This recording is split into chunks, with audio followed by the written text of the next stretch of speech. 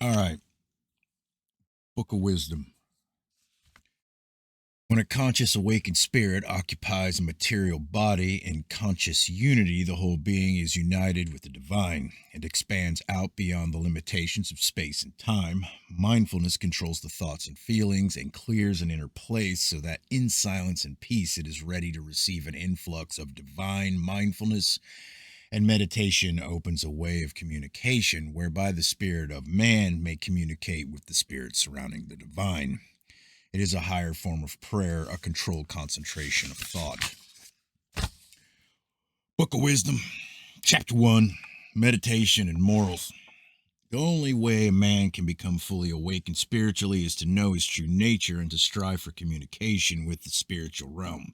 This can be best This can best be achieved by meditation, or perhaps mindfulness expresses it better. This is a state of conscious awareness of all the potentialities within man, the ability to cut off all material disturbances and to bring the spirit into harmonious relationship with a higher, more compatible realm. It means gaining complete mastery over all material impulses, urges, and desires. When a conscious awakened spirit occupies a material body in conscious unity, the whole being is united with the divine. It expands out beyond the limitations of space and time. Mindfulness controls the thoughts and feelings and clears an inner place so that in silence and peace it is ready to receive an influx of divine mindfulness, and meditation opens a way of communication whereby the spirit of man may communicate with the spirit surrounding the divine. It is a higher form of prayer, a controlled concentration of thought. Clearing an inner place to form the shrine of the heart does not mean that it serves no purpose. The usefulness of a cave is in its empty space. The usefulness of a basket or a pot is in its emptiness. All wisdom and all knowledge, the answer to every question, are not to be found outside of man, but within him. He need not seek outside himself for the solution to the riddle of his nature. He need not traverse the earth to find the answer. It can be reached from within himself. There too he will find all that supplies the needs of his spirit. In his daily life and in all he does, each man should conduct himself as though intending to be a living example to others. He should act as though proclaiming his dedication to service in the greatest cause any man can serve, and as though inviting others to join him. He should be a leader, showing the way and guide, indicating the path others should follow, the path each must travel alone. Every thinking man must surely realize now that there is something more to life than a search for happiness, wealth, or luxury. That life must be more than an idle drifting, the only efforts being bent towards seeking the still waters of contentment and the shallows of pleasure. There must be more than walking around seeking enjoyment. There is indeed something more to it than that. There is a purpose to life, and that purpose is living. Living is meant in its fullest sense and does not refer to mortal life alone. Mortal life is the servant, the threshold of a greater life, and should be regarded only in this light.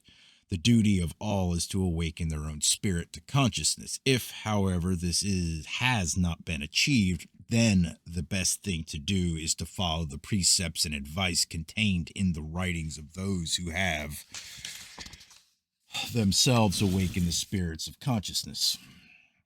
For the first step is sufficient to be self-controlled and self-disciplined, the efforts of every man being bent towards learning more about himself.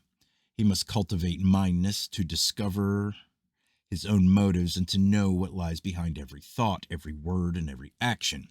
He must discover every cause and understand its effect. He must know why he does a certain thing and by what means he achieves it. He must decide upon a plan of life, upon certain objectives, and carry them through to a successful conclusion. He must choose a path and follow it through to the end, not looking too far ahead that he ignores what lies before his feet. He must firmly ignore the cries of diverting desires and disregard the bypaths of foolish fancies. And yet, no mortal man knows the true laws of justice, and no mortal man has ever seen the face of truth unveiled. No man has yet risen sufficiently in greatness to proclaim his ability to live free from all restraint imposed by others. Some may proclaim their ability or right to do so, but these do it not from strength, but from moral weakness. Their affirmation of their own freedom is, in fact, a declaration of war upon the liberties of others. They are no more than spineless creatures who decry the laws of morality and high principles only because these seek to restrain the baser instincts and restrain their unhealthy carnal outlets. While disparaging the existing codes whereby men live, they have neither the ability nor the strength to replace them with anything equally good and worthy. Certainly, whatever they did produce would never tend towards the spiritual elevation of mankind. Such as these must not be pandered to, and if they refuse to bear their fair share of the burdens of mankind, they should not be humored. Those who seek to assert their individuality at the expense of others are a menace not to be tolerated. The rule should be that everyone is to be granted the greatest possible freedom up to, but not beyond the point where it infringes upon the freedom, rights, and contentment of others. It is impossible to give complete freedom to any man, and no man is worthy of it. Any freedom attained at the expense of another man is an unworthy freedom. No man has the right to condemn a moral code or standard of principles until he himself has risen above them. No laws, no principles, and no code should be discarded until they have been replaced by something proven to be better. The replacement of those already established anywhere is no easy task, and one certainly far beyond the experience and ability of any one person. Therefore, in the present condition and development of mankind, goodness and righteousness are expressed by the disciplined acceptance of the moral law and courageous submission to the written law. These must, however, evolve with man to meet his changing and greater needs. An evil custom or law is to be cast aside, even though it be established and accepted by many generations. A good custom or law should be taken over and followed, even if it be observed by your enemies and followed by them. The decision as to what is good and what is bad cannot lie within the province of any one man. Laws are made and laws are changed, but no man truly knows what is right and what is wrong. This can be discovered only in the inspired books compiled by the hands of the illuminated men. The time is not far distant when men should no longer think in terms of being good or wicked, rich or poor, sick or healthy, but in terms of being spiritual or material. The basic motive behind a righteous and good life is not the quest for happiness. Righteousness, goodness, and morality are other words meaning self-discipline, duty, obligation, and service. These form a foundation upon which a proper way of life can be built, and within the framework of this foundation, the quest of happiness is certainly not restricted. Indeed, not only is it encouraged, but also earnestly urged. Nearly everyone has principles of some sort, but all have a tendency to push back the frontiers of these principles to suit themselves. Their idea of morality is subordinated to their material interests. Men should not be hypocrites with themselves and should freely admit to this tendency to subordinate their principles to their own selfish interests. A standard of morality or code of principles which is not absolute and unshakable is worthless as a support and no standard at all.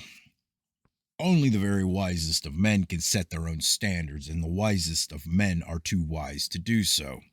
As far as man is concerned, the purpose of life is development and preparation for something greater. This cannot be undertaken in a half-hearted manner or at specific times. It is a process continuing every minute of the day. Every test confronting man here is purposeful and necessary, even though its reason and end may be obscure. The measure of the duties, obligations, and service demanded from any man is dependent upon the strength, talents, and possessions which have been bestowed upon him. The more a man has, the stronger he is, so must the returns be in proportion, for he is that much better able to serve. Every man has been given according to the extent of the service expected from him.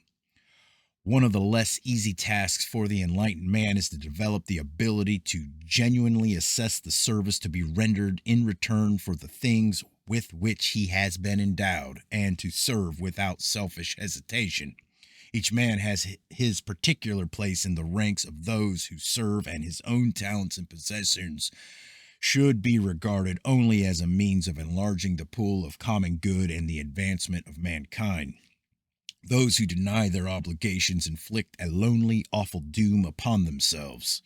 As the weakness and faltering of any one man lessen the total of service rendered and retard the advance, it becomes the obligation of the strong to protect the weak, not in order that they should be shielded from things leading to their ultimate good or to carry a burden they decline, but to help them towards the attainment of strength. The aim should always be towards increasing the total amount of strength and ability at the disposal of the whole. Suffering and affliction are unavoidable if man is to develop into the godlike being intended. He must grow spiritually strong, possessing both courage and compassion, and to do this he cannot be protected from suffering and affliction. Can the oversheltered plant kept indoors withstand the sun's heat or the windy blast? Compassion was awakened in the heart of man only through suffering, and the noble qualities of courage and dedication were roused only through affliction. Those who, in the past, bore their suffering with fortitude became uplifting examples to their fellow men. However, it must be remembered that pain and suffering do not of themselves develop spirituality. They are not so important, but what is important is the manner in which they are endured, the spirited rising to the challenge and the courageous conquest. The suffering of each man should be an offering dedicated to the uplifting of mankind. What any man has to face and overcome is unimportant. What really matters is how he faces it and by what means he overcomes it. Where a man stands is also unimportant. The important thing is the direction in which he is moving.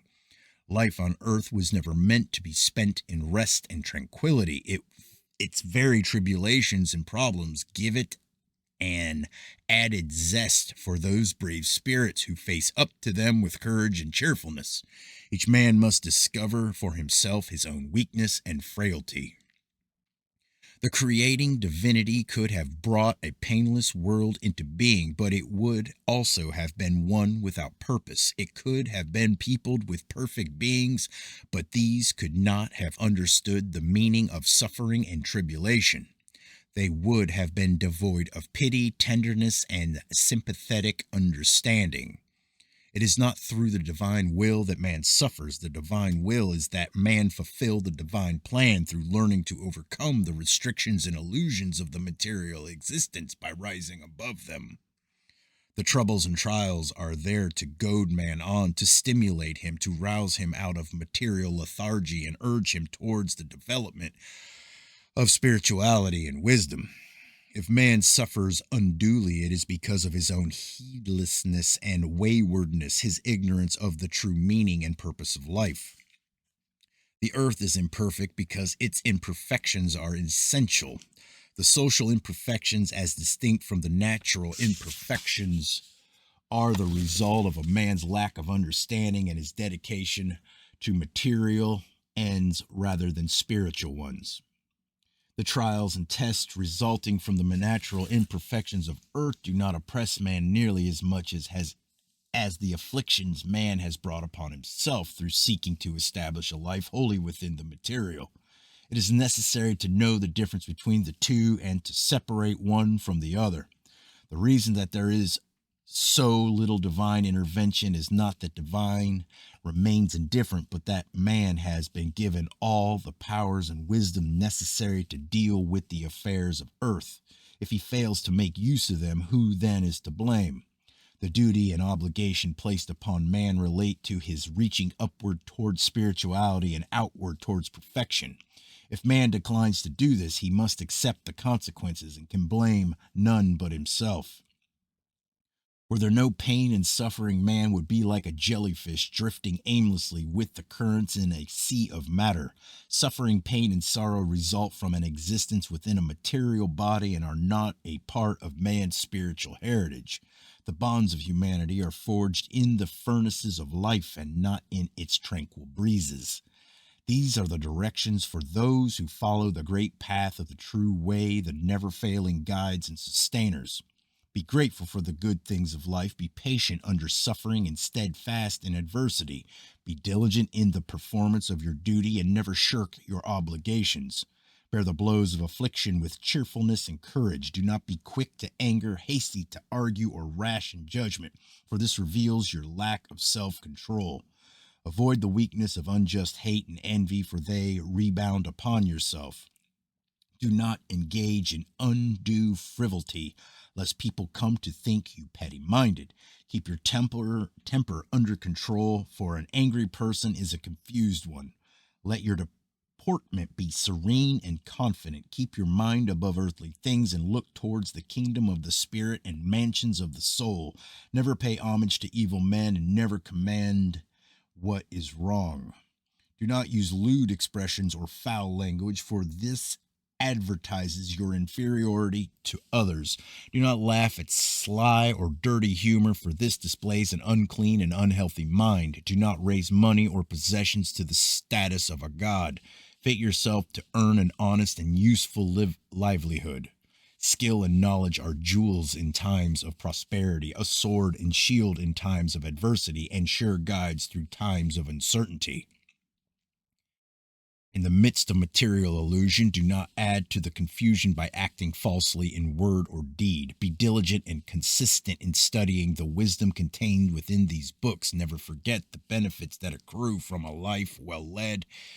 And remember that whatever befalls is intended for your own good. If a man, establish yourself by your manliness, and if a woman by your femininity.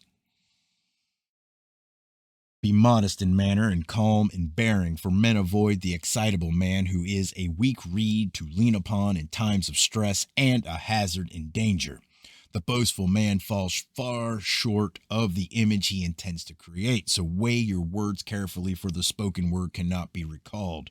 A man careless with words is also unreliable in other ways. Never make a confidant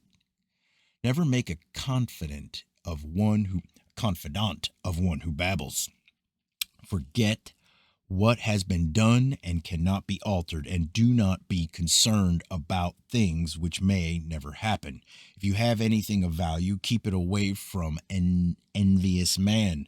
Arise early in the morning and greet the day eagerly, for the sluggard and lie abed are already partially dead. Eat and drink in moderation, taking sufficient for the well-being of the body without overloading it. Seek the company of those who are your superiors in wisdom, skill, and spirituality, so that you will be raised up to prosper.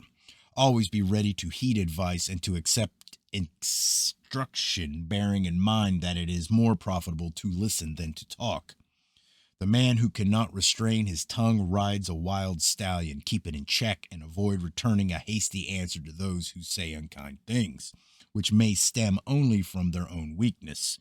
Be patient and forbearing under provocation, and restrain your arm when tempted to raise in anger. The man who remains unmoved under provocation is a better man than he who strikes. Always speak calmly and with few words. Speak softly and clearly, for only fools shout to cover their own ignorance. The ox bellows while the bull snorts. One of the greatest failures of life is to lose a friend. If this misfortune befall a man, he should search his heart carefully and sincerely, lest it should happen again.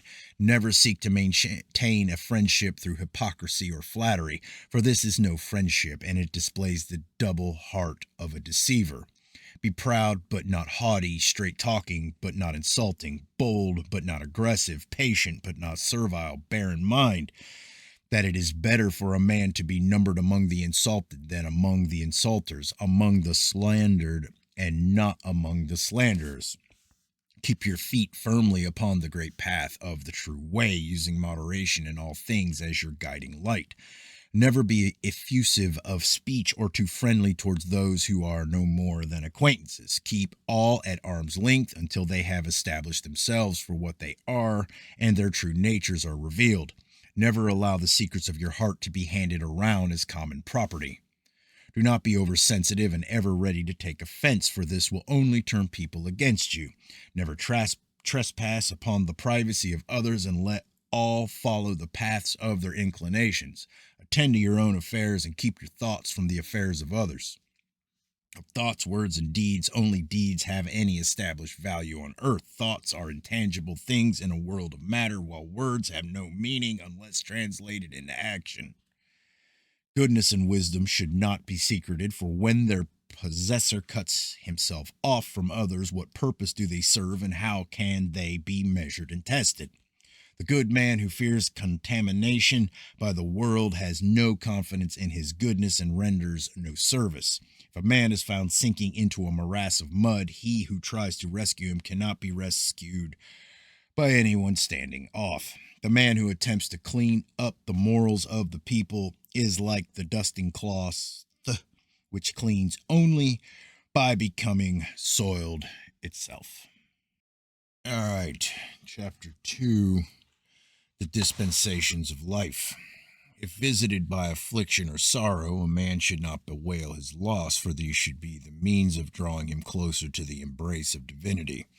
They are meant to strengthen his spirit and develop his spirituality. No man has any right to expect an untroubled life, and one who has passed half a year without trouble or affliction has already received ample reward for living and should not ask for more. Sorrow is the purging agent of the spirit, and suffering the flux merging man with divinity. They also help to distinguish pure love from mock love, for pure love is the unquenchable fire which the waters of tribulation cannot put out. A man should always be prepared for testing and never be caught off guard, for calamity may well strike in the midst of prosperity and peace.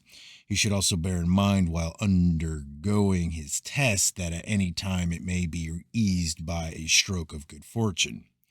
After every calamity, a man should review the words he has spoken and the things he has done, for perhaps what has befallen him is only the result of incautious words or the outcome of foolish deeds. Chastisement is a necessity of earthly life.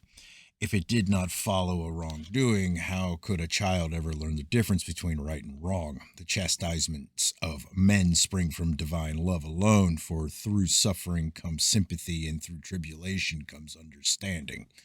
The man who can cheerfully accept affliction, knowing its true purpose, is one who has learned one of the deepest secrets of life. No man is afflicted beyond his endurance, for the cold blasts of calamity are always tempered to his weakness. Only the strong and chosen are called upon to carry the heavy burdens, for the strong runner does not care if the wind is against him.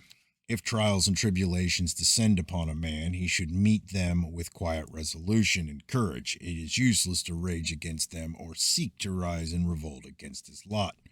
Only the faint-hearted and ignorant are turned from the path because they think their endurance may be in vain. The righteous and goodness of a man will not protect him from suffering and may even add to it. The fruits of his labor are not plucked along the road which lies this side of the border. How often is a man seen bewailing his misfortune and so sorry for himself that he fails to gain any benefit from it? All too often men take their misfortunes as a sign that they are abandoned.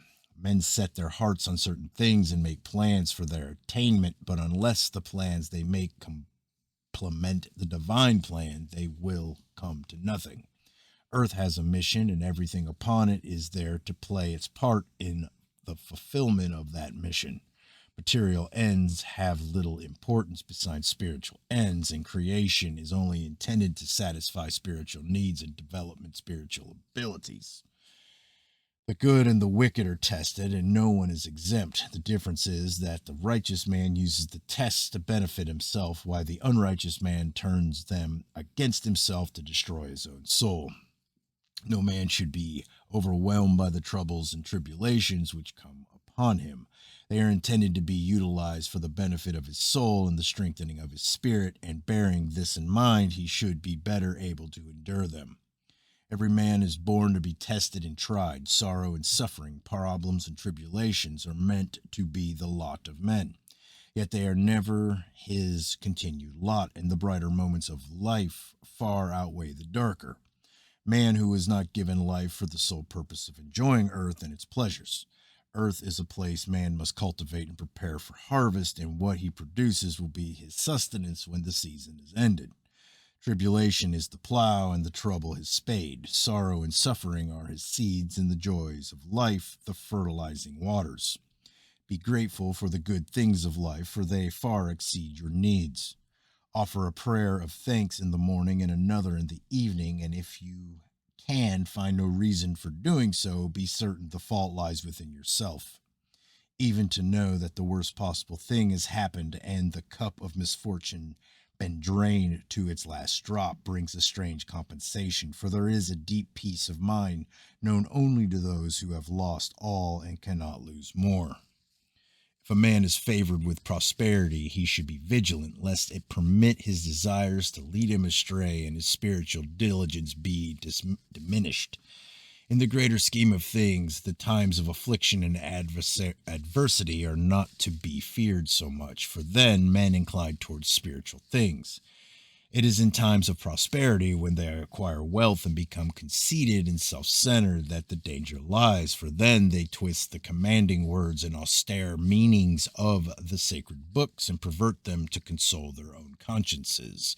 Therefore, in times of prosperity and contentment, a man must be more careful in the interpretation of the sacred books than he would be when he only turned to them for strength and consolation. The intelligent man observes the ways of nature and the forces she utilizes. He learns how they operate so that he does not become the slave of blind forces beyond his control. Those who do not understand the workings of natural forces or are overawed by them become their slaves. This is a place where nothing is seen clearly, and even truth can be distinguished only against a background of contrasting falsity. The dispensations of life are not entirely beyond the understanding of man, and indeed he has a duty to strive for understanding.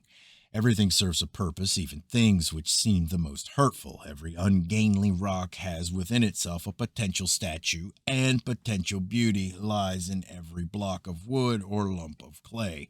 But what is there cannot come out of its own volition. The image and the beauty are brought out only after the untouched materials have been subjected to the discipline of thought and the forming action of chisel, knife, or fire. According to the good things done by a man, so will he be rewarded, and by the nature of the evil he does, so will he be punished. A man is paid according to his labor, and idle hands make a hungry mouth. All right, chapter 3, the harmonious life. Whatever is wrong on earth is wrong with man. The discord among men comes from within themselves and not from their environment, and it is in his relationship with others that man displays his deficiencies and weaknesses most clearly. Hypocrisy is one of the most deep-rooted evils in the natures of men, for they hate in others the things they fear in themselves. The man who is the most voluble against a particular form of vice is the man who practices it in secret.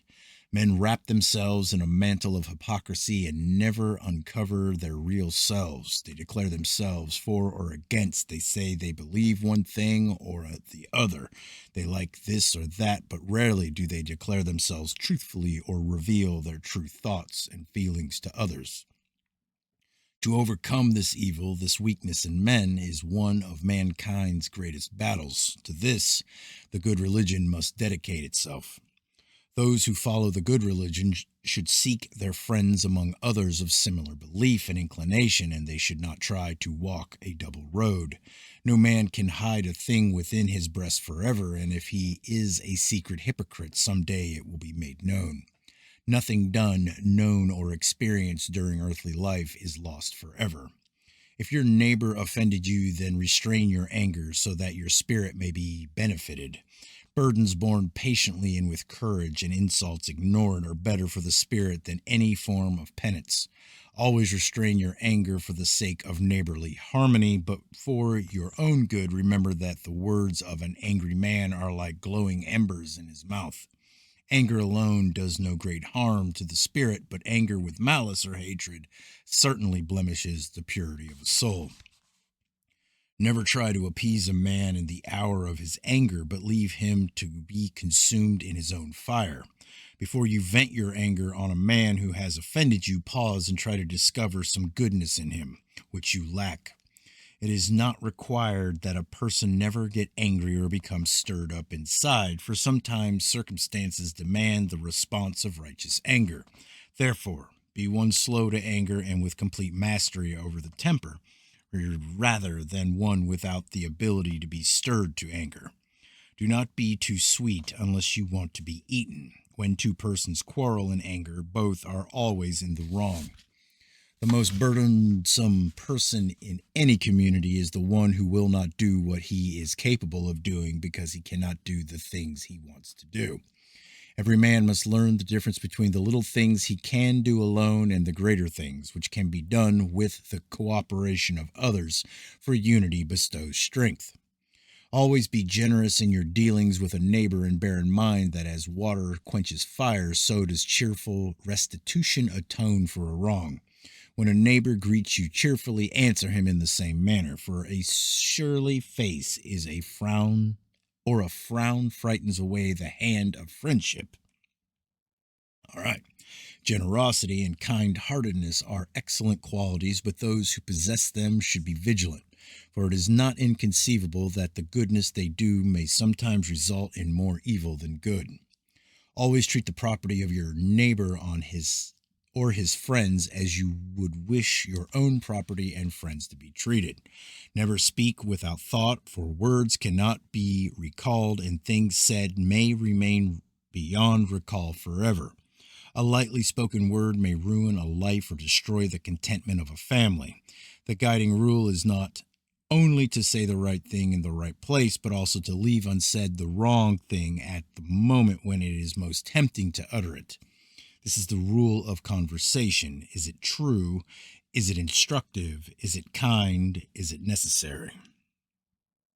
Do not be crude in speech or rough in manner, for these reveal a hidden weakness. Courtesy, consideration, and good manners are necessary ingredients in the cement of neighborliness. The cement of friendship is mutual suffering. A man should never talk to a woman in a manner which would outrage her modesty, but common women have sacrificed their modesty and cannot be outraged. Therefore, the manner of a man's speech in the presence of a woman indicates his opinion of her and her reputation. Always be vigilant when in the company of women, for no greater insult can be offered to a man than to imply that his wife, mother, daughter, or sister is a common woman.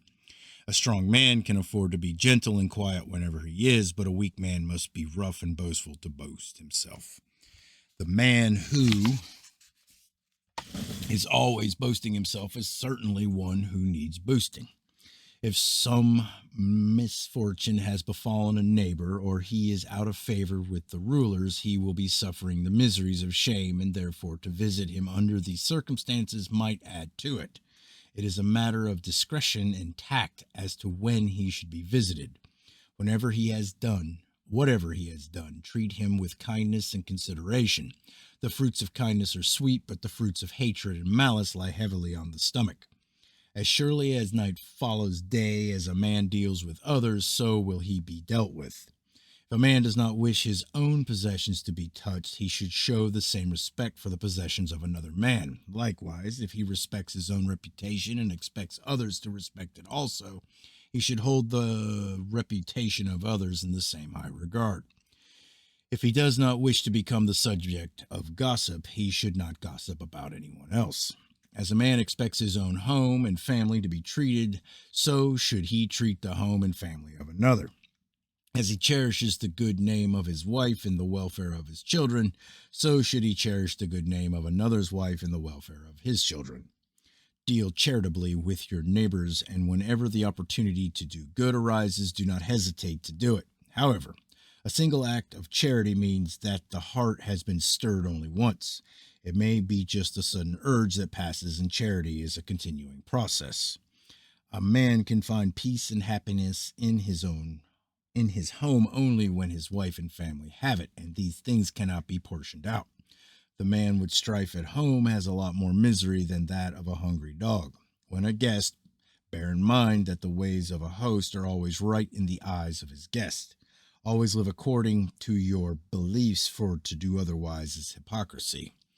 One of the tasks of a good religion is to teach men that they have to bridge the gap between what they believe to be right and what shit. Always live according to your own beliefs, for to do otherwise is hypocrisy. One of the tasks of the good religion is to teach men that they have to bridge the great gap between what they believe to be right and the way they live. Also, though many men know how they should live, very few do in fact live that way. Though it is proper for a man to marry early, it is not right to marry with undue haste. For a man to take a wife before he can support her or before he can understand her is foolishness. A man who takes a wife in unwise haste ties a millstone around his own neck and can blame none but himself for the consequences. A man should never take a wife until he has read through the sacred books many times. Stand firm in your belief as to what is right and what is wrong. Never surrender your principles or betray your ideals. Yet do not let your mind become bigoted or prejudiced, for the man of unchanging mind is as water, which, standing still, becomes stagnant and filled with slime. His thoughts are like water imprisoned within a vase until it becomes foul. Tact and self-control, the exercise of moderation in all things, and a disciplined ambition with attainable aim, a kind heart and truthful tongue, these are the things which smooth the way along the path of life.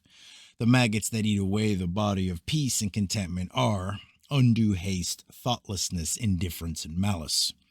Do not be unduly afraid of being poor. It is better to have only a few possessions with just sufficient to maintain the health of the body than to have vitality sapping and spiritually invigorating abundance of the rich.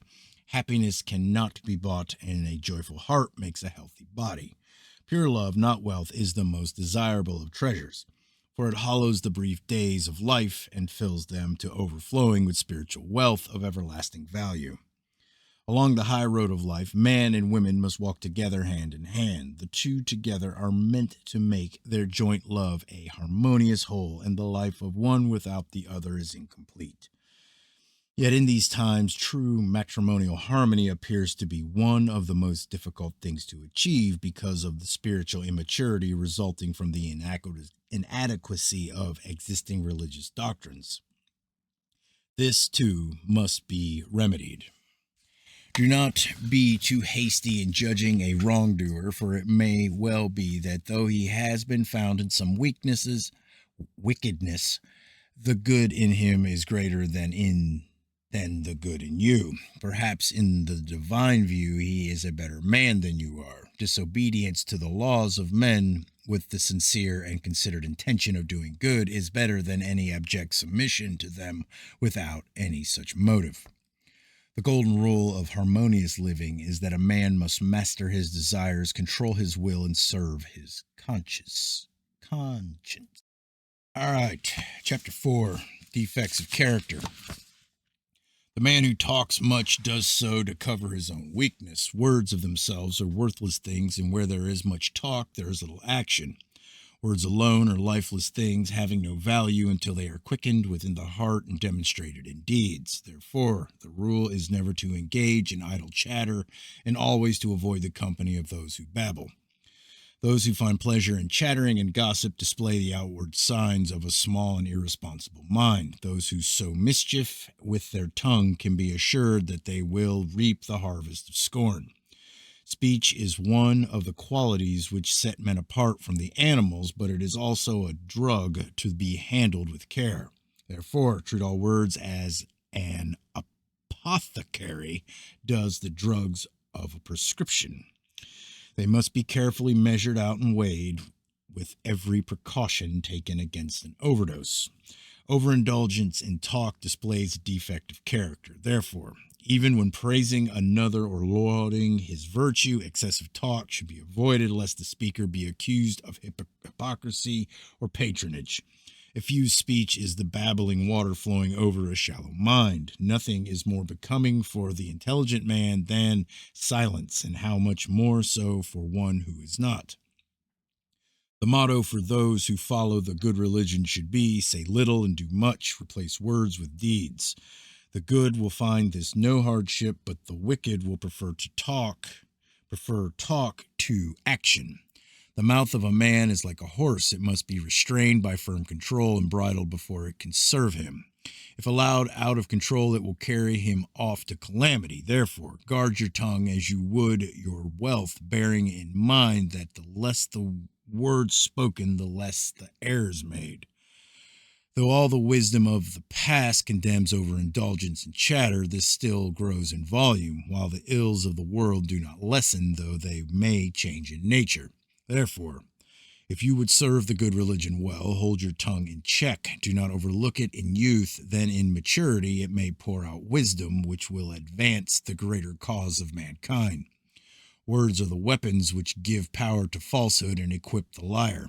Lying and deceit are the defects of character which most reveal its underlying weakness. The earthly punishment of a liar is in the fact that nobody believes him when he eventually speaks the truth, but he condemns himself to greater punishment in the realm of the spirit. Lack of hospitality displays the defects of meanness. Therefore, always be hospitable to the wayfarer and stranger, treating them fairly and with consideration. Do not cheat them or betray their trust and confidence in you, for this is the action of a mean nature. Those who are mean or who lead others into meanness cannot avoid a blemished soul. Few are those who recognize their own defects, and fewer still those who honestly acknowledge them. Even less in number are those who earnestly strive to overcome them, though this is an essential part of life's purpose. Most are hypocrites and self-deceivers whose regeneration commences only when they honestly search their hearts and discover what they actually are within themselves. One of the greatest defects of character is sheer indifference and lack of interest in anything beneficial and useful. A man can gain wisdom and enlightenment only when he has labored at reading and diligently studied the sacred books. Casual thinking about higher things and reading for amusement or pleasure produces no beneficial effect and serves no useful purpose. The man who is dominated by passion and is a slave of his desires is one whose character is weak. He can serve nothing greater than an earthly end. To serve the good religion, a man has to rise above this end and the means for so doing. The reason and purpose is the revelation contained within the sacred books. The man of defective character seeks to live at the expense of others and does not pull his weight. He takes and does not give. He is a parasite on the body of mankind. Therefore, bear in mind that he who eats from the produce of his own hands is contented in the heart and refreshed in spirit. But when eating, do not bring discord to the table or consume food while flies swarm or a dog stands by hungry. Throughout the lands of the old religions, people complain that they have little to live for, but it would be more true to say that they have nothing to die for. They can see no purpose in life, but the truth is they can see no purpose in death. They complain they do not have enough to sustain them in death. The existing religions grow old and weak, not through age, for a religion sustained by truth is ageless, but through lack of truth, which is the food of good faith. They cannot give sustenance which provides strength to deal with the times, but the food of the good religion must still be withheld from men, for its day remains deep within the womb of time. In these times, men lack the strength of character to seek fame and seek notoriety instead, but this is no more than fame, horribly distorted image. Men are deficient in the qualities which should spur them to seek fame through service and sacrifice. They lack the driving force and inspiration which should come from their national spirit. The fertile fields of inspiration are now overgrown with weeds, and the refreshing waters of spirituality are stagnant.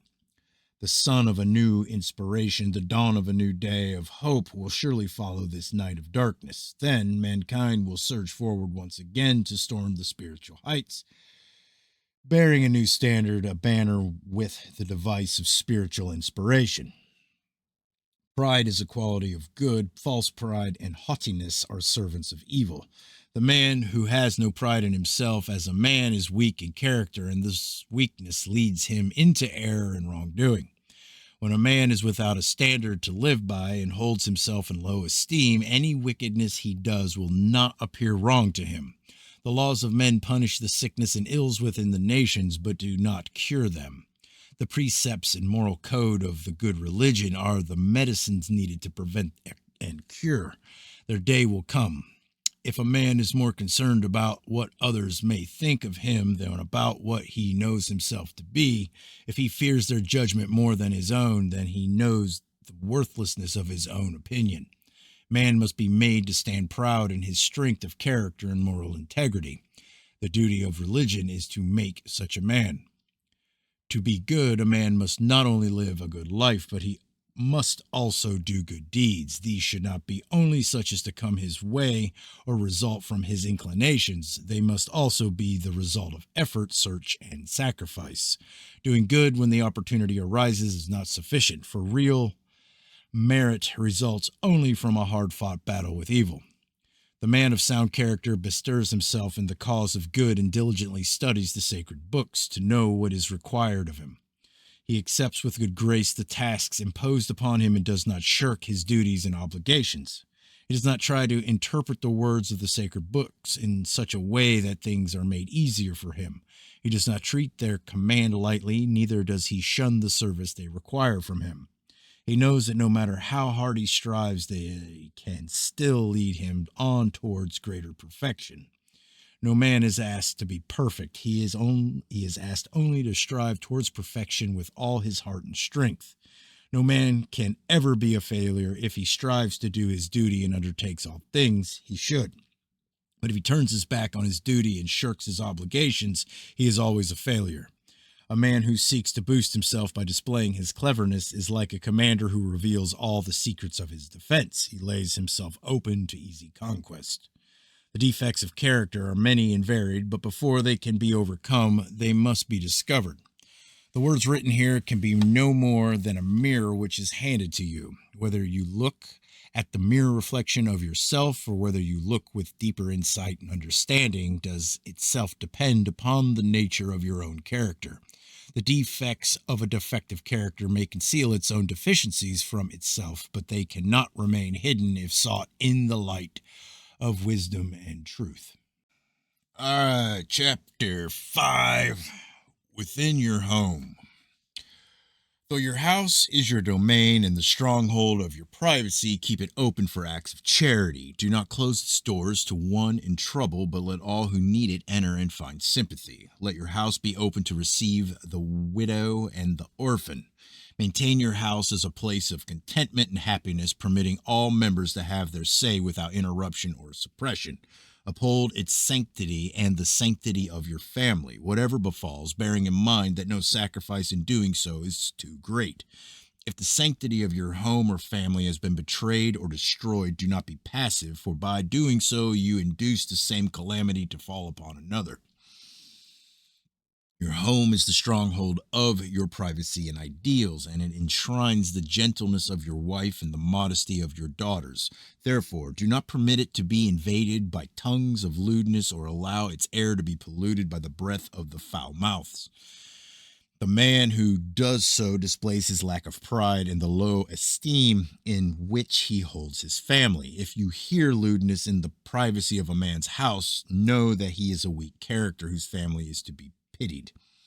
Within your house is your home, and this is the life and spirit of the house. Maintain your home as a hallowed place where all that is finest in mankind remains enshrined. Do not argue except to instruct, and do not chastise without understanding and good intent. Never break the peace of the table, for food should always be consumed in tranquility and without haste.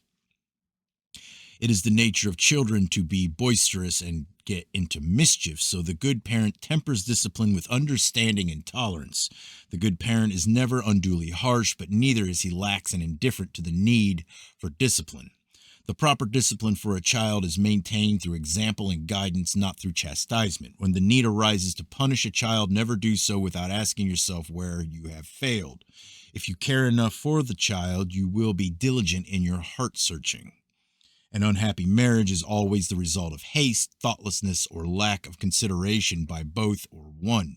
No child should ever suffer for the foolishness or ignorance of a parent, and when dealing with a child, this must be the governing rule. While no one can claim happiness as a birthright, every child brought into the world is entitled to all the happiness possible and all the pleasure of childhood. The son of a man's home is his wife, but he who takes an unchaste woman to wife is one content to live without the warmth of inspiration. The man whose wife lacks the womanly virtues becomes a prisoner to his own shame, and his house a place of discord and unrest. A faithful wife crowns her husband with a garland of happiness, but the wife who deceives her husband is like a cancer within his heart waiting to erupt. Within his home, a man is king and his wife is queen. No stranger should be permitted to trespass on the domain of their happiness, and prying officials should rightly be excluded. Even those who seek to uphold the laws of men shall not force entry, but all worthy men will deal with them honorably and justly. All right, Chapter 6, The Treatment of Women. No man shall be intimate with a woman during the time of her courses, for this brings about a subtle pollution. However, a man may go with a woman after her cleansing without any fear, for this thing stems from the nature of a woman and is not uncleanliness. Yet it is to be borne in mind that the sufferings of women at such times are not part of their nature, but a sign of their past failure to maintain the purity of the fountain of life. A man's wife is his own pasture, wherein he may enter as he wills, but he never should be insensitive to her own feelings, for an inconsiderate husband reaps a poor harvest. A wife must not be subjected to harshness, but should be treated with tenderness and affection.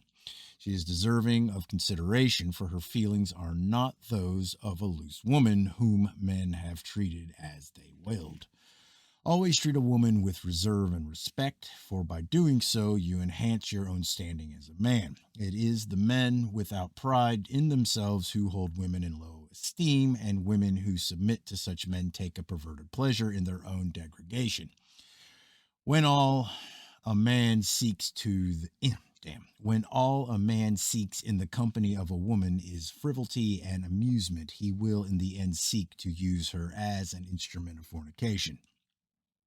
The wise man keeps well away from the chattering woman, for life with her would be like living at the foot of a sandhill.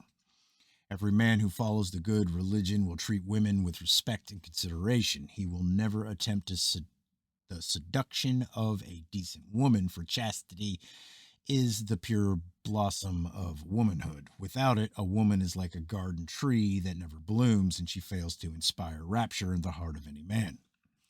Long ages have taught many subtle lessons, and one is that married to a decent woman, a man tends to become better. Married to an unchaste or faithless woman, he tends to become lewd, harsh, inconsiderate, and rude.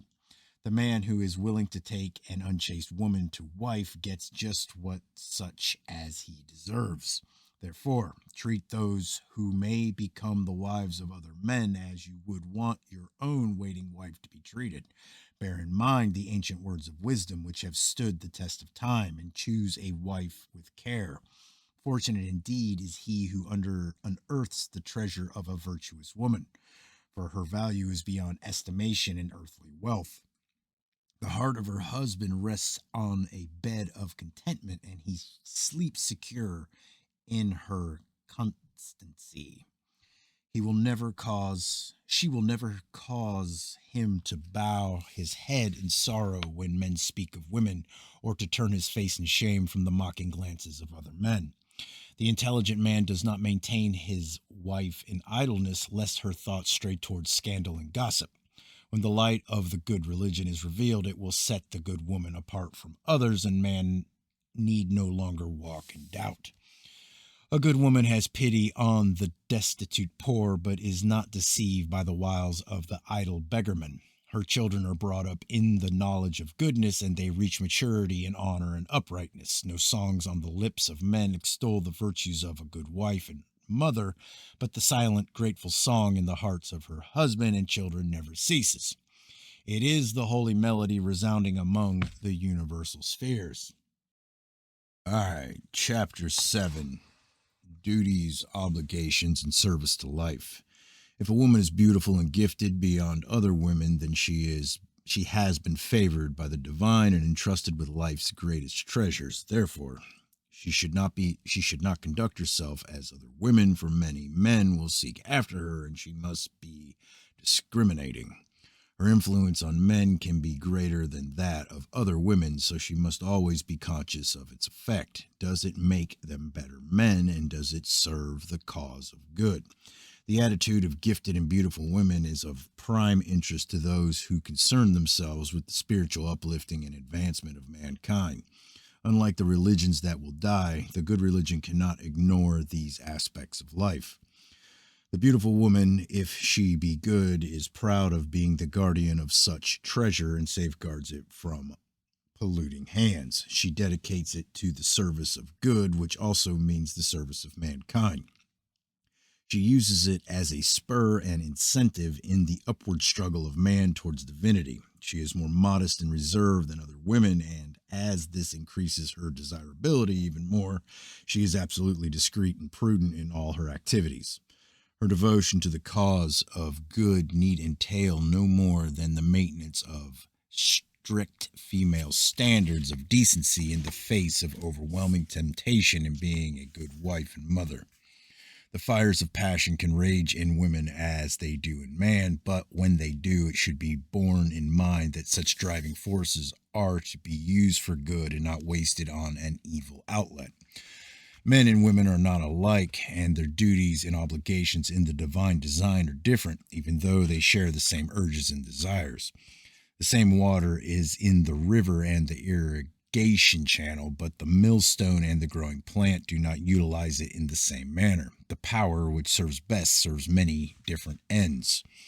The divine design sets man and women apart and prescribes for each a different form of service. Women are not called upon to be warriors, and men are not intended to bear children. Yet, the difference of man and women complement one another and, coming together, form a harmonious whole. It is the duty of everyone to study the sacred books and to try to understand their deeper meaning. All should learn a skill whereby a useful livelihood can be earned, and knowledge and wisdom should be increased day by day. As the purpose of life is to develop spirituality and further the divine design, it would be utter foolishness to neglect this. Each person should try each and every day to become a better balanced being, living a more harmonious life. The obligations of men reach out far and wide, while the obligations of women incline towards the beautification of life and enshrine the virtues. The duties of manhood tend to draw men from home and comfort, while those of womanhood tend to draw women to serve hearth, home, and family. Man worships at the altar of duty and obligation, while woman worships at the altar of virtue and service. Both bow before the altars of love. It is the duty of anyone who can to set right what another has done wrongfully or in error. No one who has the welfare of mankind at heart can say, "This does not concern me," or "I have no interest in what another does." Do not neglect the welfare of the sick and aged, for this is an obligation each one bears. Visit those who are ill, for visitors break the loneliness of their days. Enter the sick room cheerfully, as though it were a pleasure and not as if you were fulfilling an obligation. Be considerate of their circumstances and do not overstay. Each man should clothe his family decently and feed it according to his means. He should never allow any member of his family to become shabby, unclean, or indolent. When something goes wrong within a house, it shall be the head of the house who will answer for it. Though every child is born with certain tendencies, the parents incline them as they will, and therefore cannot deny responsibility for what a child becomes. When the child grows up to be a worthy man or woman, parents will often hasten to take credit, but when the child turns out to be a disgrace, they are tardy in accepting responsibility.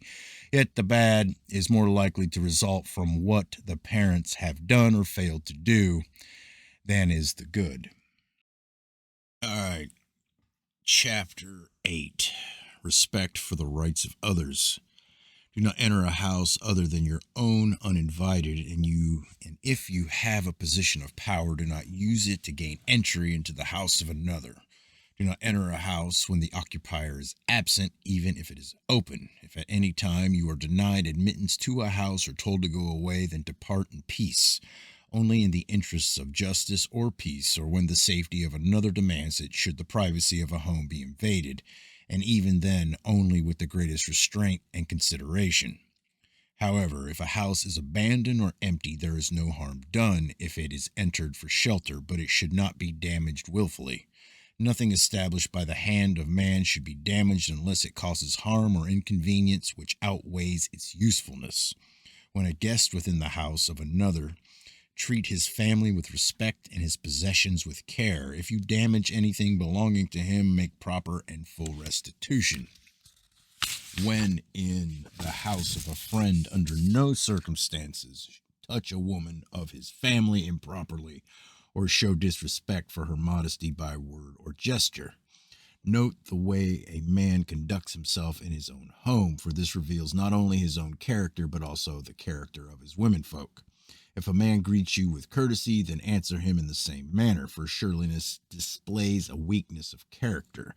If a man in difficulty seeks your aid, cheerfully grant him whatever assistance you can. If advice or information is yours to give, do not withhold it when requested, but never press advice upon another. Respect the rights of dignity of the poor, for they may have little else. Those who help the poor or needy with gifts or benefits, knowing they cannot be repaid, are not without gain when their life is enlarged. Receive all comers with a happy smile, and do not look downcast when giving something away. Otherwise, you set the gift at naught. Though freedom is the birthright of every man and one of the ideals which must be upheld, when it infringes upon the freedom of another man, it ceases to be genuine. Therefore, before you talk about your own freedom or rights, consider the freedom and rights of others, for if you are truly good, their freedom and rights are the most important. However, if others come seeking to diminish your freedom and rights by force or legislation without conferring a benefit of equal value in return, they are to be resisted. But bear in mind, the true freedom is another of the sublime qualities unattainable on earth, where, though man may aspire to it and must, it is restricted by earthly conditions requiring service, duty, and obligation. To be truly free, man must rise above his mortality and become divine. To attain true freedom, he must travel a road of many toll gates, and at each payment is demanded from his own supply of freedom's gold. Freedom, like perfection, goodness, and justice, is an end man must strive for, but he must also realize that its attainment lies beyond the realm of mortal limitations. Like the other divine qualities here on earth, it is best understood by contrast. Duty, obligation, and service are the three inescapable elements of life. On the road to divinity, they are the three burdens which have to be carried every step of the way. They cannot, of course, be without purpose, and so are also the great stimulants without which man cannot be sustained in his ascent. Take them away, and man slides backwards towards the low ground of the brute beasts which have no awareness of them.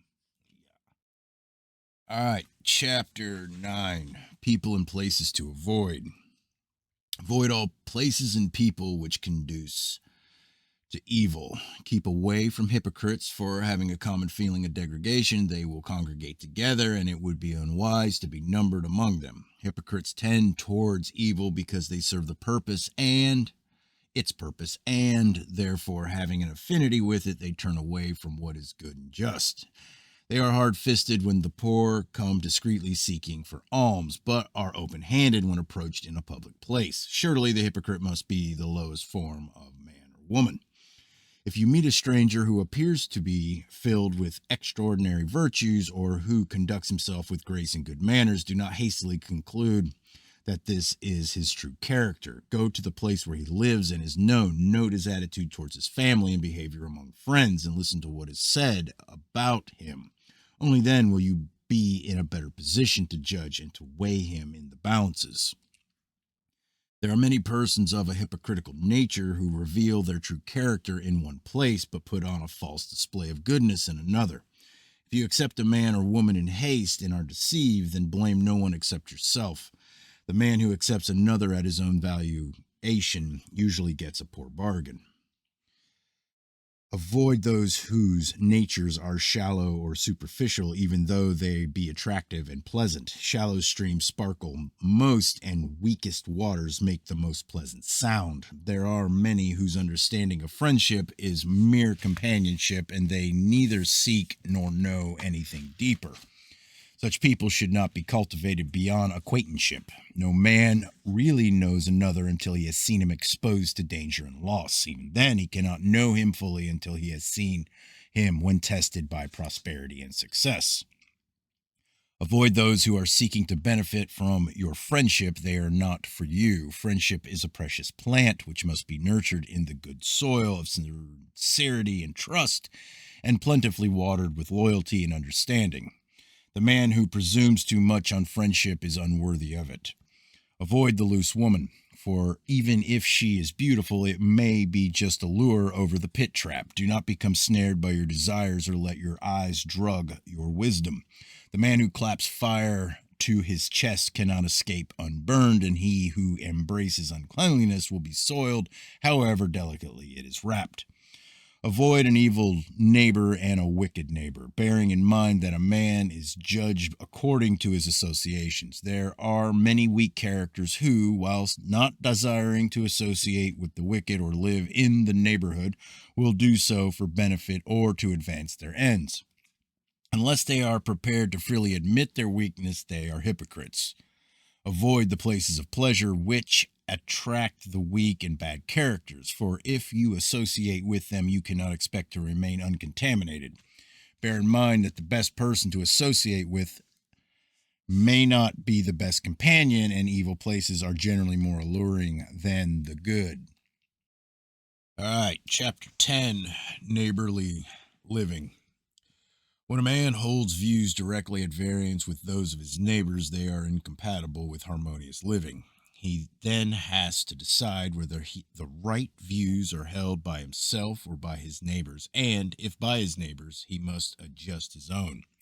However, if he sees that the views held by his neighbors are wrong or corrupt and degenerate, and he fears he may fall under their influence, he must depart without delay. He must go to another place where the conduct and outlook of his neighbors will be more congenial and compatible with his. It does not matter how far he has to travel. Where there is no one ready to take command in an emergency, or no one prepared to concern himself with the welfare of the neighborhood, then strive to be a man worthy of the purpose.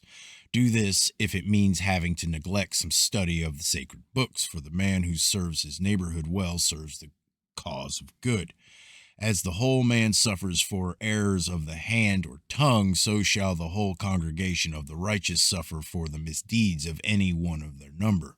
If a member commits a wrongful act, then the others shall put it right. This is so that every man shall have a feeling of responsibility towards the whole, and that the good name and reputation of the whole shall not suffer for the acts of one person. It may be no great wrong if one neighbor gives comfort to another who has committed some misdeed, but if a neighbor aids another in a wrong or covers it for him, he is no better than the wrongdoer. To comfort and to condone are things far apart.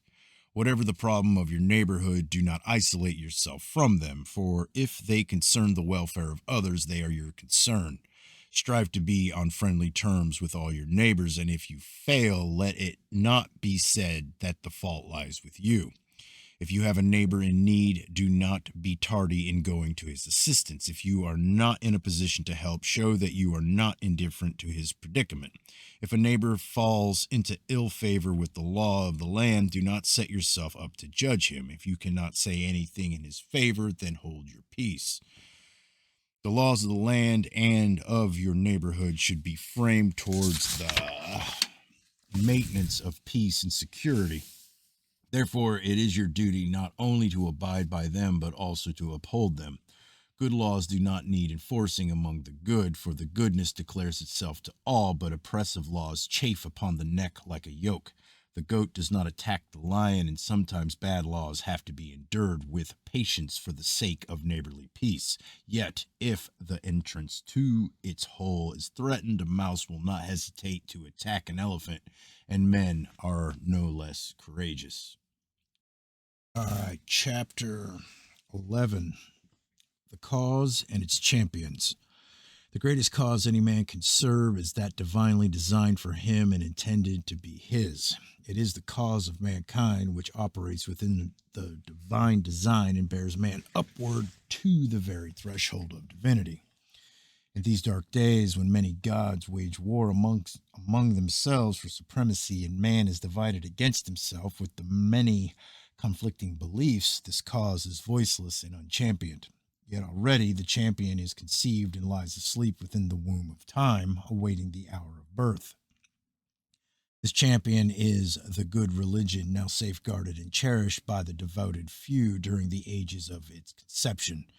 This is the religion which will someday enter the homes and hearts of a despairing humanity. Enshrining the hopes and aspirations of mankind, it will endow them with life and meaning so that they can rise with man to the mountaintops of divinity. Only the good religion will stand forth and declare that man, given a cause sufficiently great, will be unconquerable. While other beliefs appealed for mercy or aid or beg forgiveness or seek to appease, declaring man to be weak and pitiful, the good religion will come to his aid like a life-giving elixir. Its advent will be the morning star heralding a new, brighter day, and in the light of that day, man will know himself for what he really is and will do the things he must do. He will then no longer be a child walking in darkness and ignorance, wringing his hands and crying because he is so weak and wicked. He will no longer crawl in the dust of servile humility, begging for mercy or for another to bear the burden of his sins. In the light of the new dawning day, man will be shown what he really is, and the dawn heralds will declare his divinity. Then, from out of the dust long gathered in the darkness, the new man will arise and stride resolutely forward towards the sunrise. In the days of its awakening, the good religion will require leaders, and these will need to be men of exceptional qualities. They will have to devote themselves to its cause without any thought of self-aggrandizement. Many men deceive themselves into thinking their desire for leadership is to benefit others, but in fact they are really seeking self-esteem and power. Some cannot even see their true incentives or read their innermost thoughts because of the cloud of hypocrisy which surrounds them. Such men are not desirable leaders. The path the good religion must tread will not be an easy one, and all who follow it will need to dedicate every effort and the last reserves of resourcefulness to its cause. The faint-hearted will have no place in it, for a cause so great will need the utmost sacrifice of person and purse. There are men who are vainglorious leaders knowing only outward and superficial values. Many such as these cannot even find the right direction or select the best path for themselves, yet their vanity and ambition prompt them to presume their qualities of leadership. Still, they may be no more to blame than those who support them and follow a road blindly. When men are half-hearted in a cause or indifferent about the achievement of its objective, they are denied a true leader. If the leader is blind, he and those who follow him will end up in the ditch. The true leader is a man to whom all who follow him can look up in every way. Where there are no true men capable of worthy leadership, strive to be such a man yourself. Where no one is willing to accept responsibility or to strive and be worthy of it, then take the initiative yourself. In this, there is no arrogance if you dedicate yourself to service, and not self-esteem if you recognize your own shortcomings and limitations. Leadership and example are essential to the advancement of mankind, and where they are lacking, there is certainly no wrong done in their establishment. The criterion of a good leader is his own integrity and intent. When support is needed for the cause, it will be no betrayal if the infirm, the sick, and the incapable remain inactive because of their inability to contribute anything. Their sincerity and moral support may be all they can give. Those who will be blameworthy are the wealthy and those able to serve who seek exemption by excuses. The man who can give most in any way should be forefront. He should not lag behind or be lax in action. All right, chapter 12, The Good Life. Life is not altogether a vale of sorrow, neither is it meant to be a grim, unending struggle. Man is born into the world to make the best possible use of earthly conditions, and this does not mean that effort should be concentrated exclusively on the achievement of spirituality. Things must be kept in the right perspective and a proper balance achieved. It is unwise to let thoughts dwell exclusively upon the spiritual realm, and this was never intended. Only its reality and ultimate attainment should be ever borne in mind. Man is to make the most of conditions as he finds them and get all the happiness he can from life within the framework laid down in the sacred books. Not only must he make the best of earthly conditions, but he must also improve them so that more happiness may be gained. Though this may appear to serve only an earthly end, it is not entirely the case, for in the effort lies the spiritual development. Earthly conditions are not to be accepted passively, for every man has a duty to make some improvement, however slight, upon the earthly state of things. While permitted to seek the greatest amount of happiness, man must bear in mind that the search must not extend beyond the bounds of his duties and responsibilities. When seeking spirituality and knowledge of the spiritual realm, man must remember that there are limitations as to what he can experience. The purpose of earth must and will be maintained with all its lack of stability and certainty. No moral man will ever know for certain what the coming year will bring. The amount of spiritual experience and enlightenment permitted any man is just sufficient not to upset the balance of his life or nullify his earthly existence. This is a fact which should be clearly understood by those ignorant persons who rail against the lack of divine intervention or guidance. In these times, mankind is not advanced enough for the divine veil to be any more withdrawn, and even in the greater light of the good religion, it will not be removed. The two realms of spirit and matter, mind and body, must remain separated by a near impassable gulf, which can be spanned only by the utmost effort.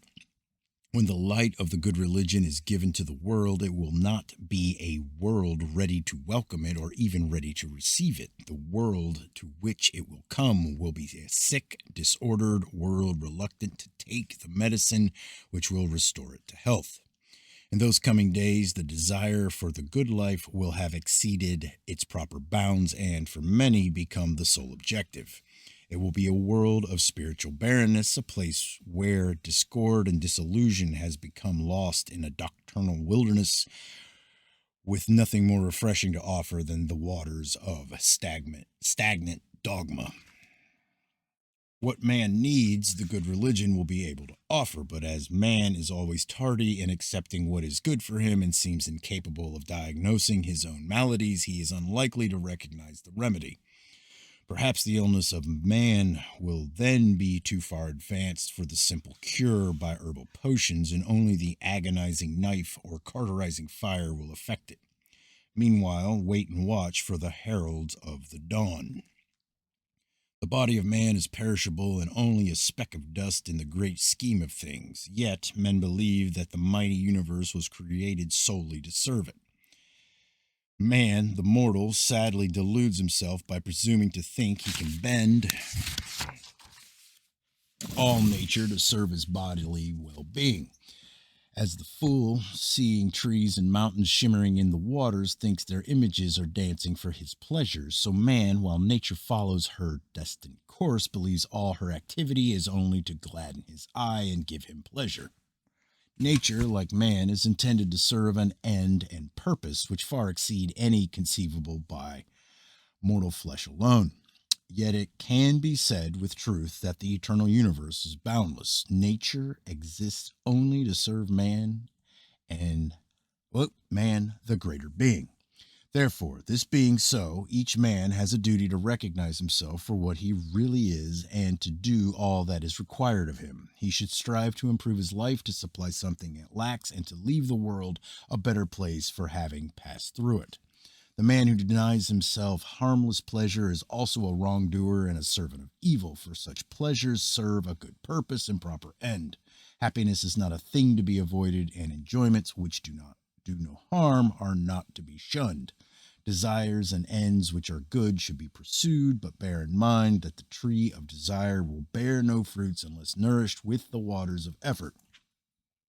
Happiness itself is not an undesirable end, but too many pay for it with their contentment in peace.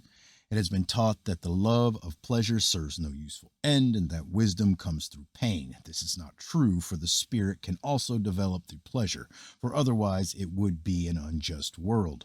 Not all school lessons are unpleasant, though all should be rewarding. It is none the less true that of all things man may do on earth to his benefit, the acquisition of spirituality is supreme. It is, in fact, the whole and sole reason for man's existence. Therefore, while getting whatever happiness he can, he should never overindulge his bodily appetites and should shun the frivolities of life. These are earthly seducers which leave little time for more beneficial things and become more demanding as they gain greater control. Such things as eating, drinking, sleeping, and the bodily union of man and women are meant to be sources of pleasure when enjoyed in moderation and for their proper purpose. They, too, can serve a spiritual end. The rule is moderation in all things, with consideration for the welfare and feelings of others and a complete disregard of anything which may serve the cause of evil. Do not fear the onset of old age, for though to the undeveloped spirit it may be the bleak winter of life, to the developed spirit it is the harvesting time. Old age is bodily preparation for departure to rebirth. It is the approach to the threshold of a new life. Every man should earn his livelihood by service through toil or skill. The man who wishes to live the good life fully must engage in all kinds of activities, in trade, and in various instructive affairs. A life, to be properly lived, must be balanced with a knowledge of many things and variety of experiences. Man must certainly engage in worldly and social activities for the benefit of his body, for its needs are not to be neglected. Still, always bear in mind that this is not the sole aim in life, nor the greatest. Only one aim or objective should be held always in view, and that is the perfecting of the soul. In this way, all activities become praiseworthy and beneficial, since the end lies not in the activities themselves, but in the objective. If a man has any talent and fails to develop it, he is unworthy of the gift and in due course must make an accounting. The man who does not continually expand the horizon of his life becomes stagnant within himself. The man who does not study and learn places himself on the level of the dumb beasts, though even they learn. The good life is a balanced, harmonious life, and a life well and profitably lived. It is a life of many contrasts and experiences with a steady advance towards spirituality. All earthly goals are elusive, and their attainment may not bring the pleasure and happiness anticipated. There is only one goal towards which everyone can advance with certainty and assurance, and that is the goal of spirituality. The very things which defeat earthly ends and render them impossible to accomplish are, if viewed in the proper perspective, aids towards the achievement of spirituality. Out of earthly failure and frustration can come spiritual accomplishment and gain. If you can understand this, the good life is yours. Chapter 13, The Religious Life. Religion is not something alien to the nature of man, but something which supplies a fundamental need. Just as eating is the response to an inner urge, so is religion the response to another. It is only when religion in a particular form becomes insipid, ceases to nourish, that it is discarded, and then the nature of man seeks to supply the deficiency from another source. Without religious nourishment, the spirit of man becomes unstable and out of harmony with life. Unless the deficiency is made good, the whole being may disrupt into disharmony. The religious urge is as much a part of man as the urge to eat or sleep, though of a much more subtle nature. Some try to suppress the urge, and in such cases, the effects are no less harmful and apparent than when other urges are suppressed completely. Those with a little knowledge and wisdom often turn away from religion, but once they have gained much more, they turn back again. Religion itself can, therefore, never be outdated or outmoded, though its earthly manifestation certainly may be, and so many persons disillusioned with the image spurn the reality behind it. True religion deals only with the relationship between man and his divinity and is the stairway for his ascent. Too often, religion is a quagmire into which the spirits of men sink and are lost, but it is the fault of men and not of religion. Each man has the religion he deserves and not necessarily the religion he needs. When it proves inadequate for his needs and he becomes disillusioned, he seeks to lay blame on the religion and not on himself. Religion which nourished weaknesses of character and ignorance in men have been destroyed by those same failings and are no more. But the religions are now more to blame than those who serve them. If a man put to sea in an unseaworthy boat, can he blame the craft if he be cast into the water? Still, man is never abandoned, and somewhere there is the religion he needs, though he may never find it because of his spiritual indolence. The religious life is not one of ease and indolence, neither is it something to be undertaken half-heartedly.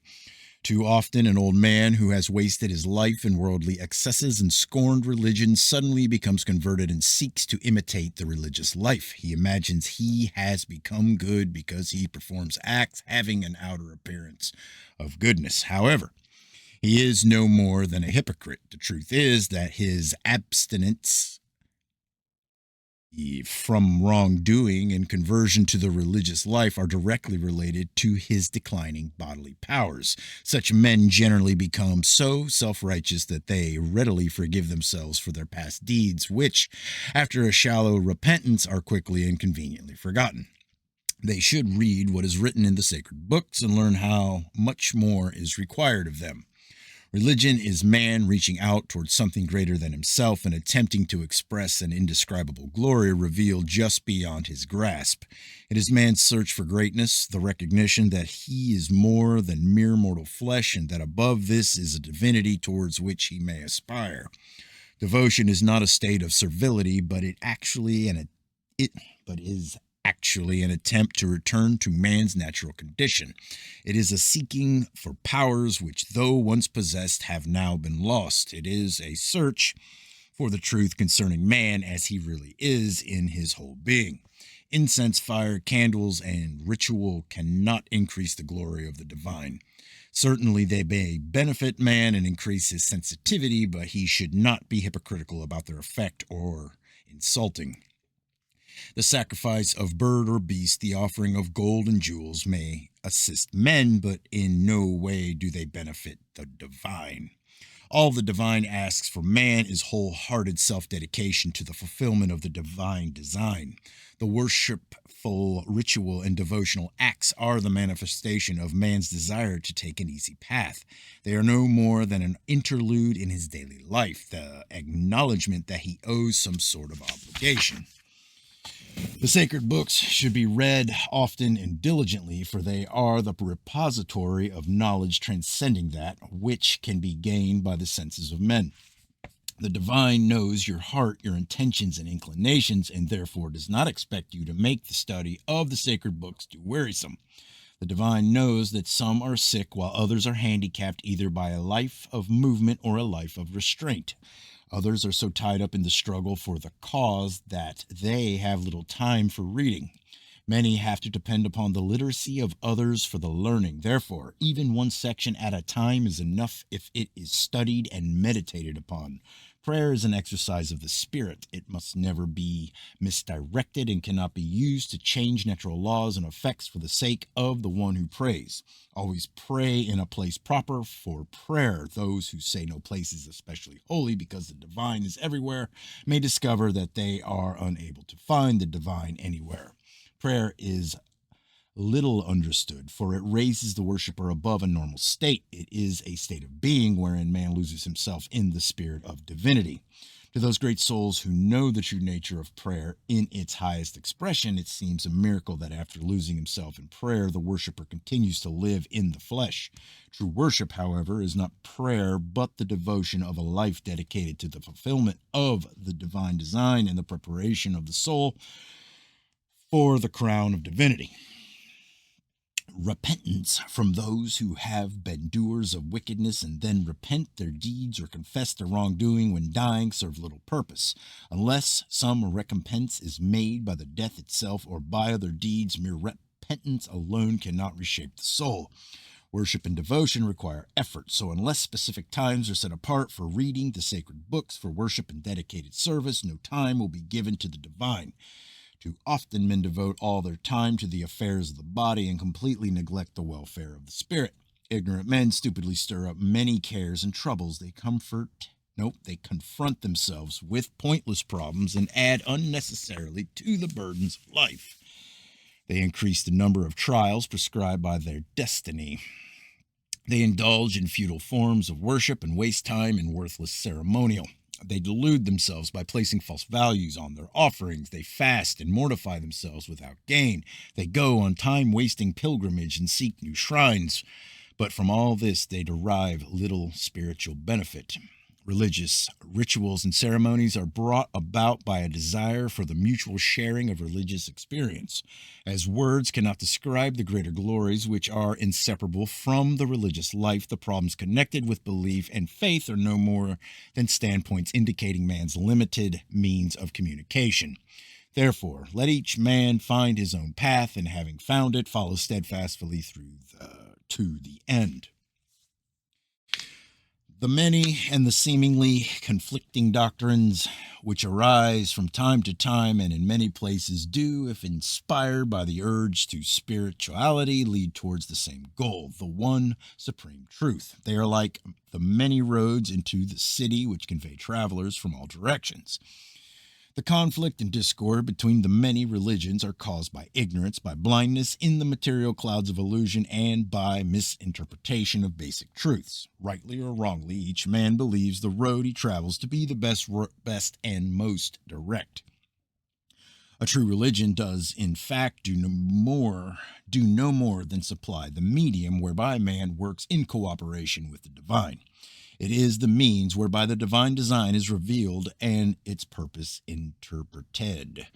Whatever goes into the makeup of human nature, bearing the impress of divinity, whatever man does to unfold the divinity of his soul, that constitutes the religious life.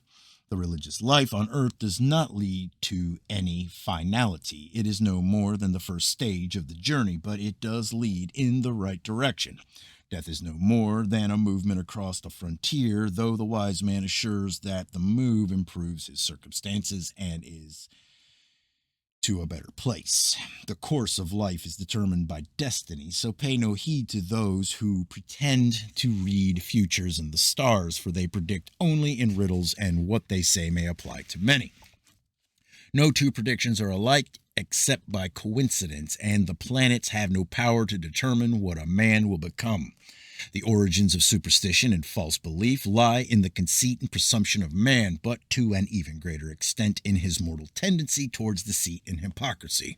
They also stem from his spiritual immaturity and indifference, for he tries to attain and understand things which are attainable only by the spiritually developed, and interprets them with his inadequate knowledge and inspiration. Superstition and blind faith are pillars supporting the religions of ignorance. There it is. All right, chapter 14, personal conduct. Every man should have a cause to fight for and a road to follow. He should fight for the cause until its objective is obtained and follow the road until the end. The horizon of each should be outward towards perfection. The causeless man is like a riderless horse. It is better to adhere to one cause absolutely and wholeheartedly than to dabble in many causes without being wholehearted in any. A truly great cause should carry all other worthy causes forward with it, and one great cause cannot fall into conflict with another. A man is judged by what he fights for or by what he declines to fight for. He must do one or the other. A man must keep careful watch on himself so he does not wax fat and self-indulgent.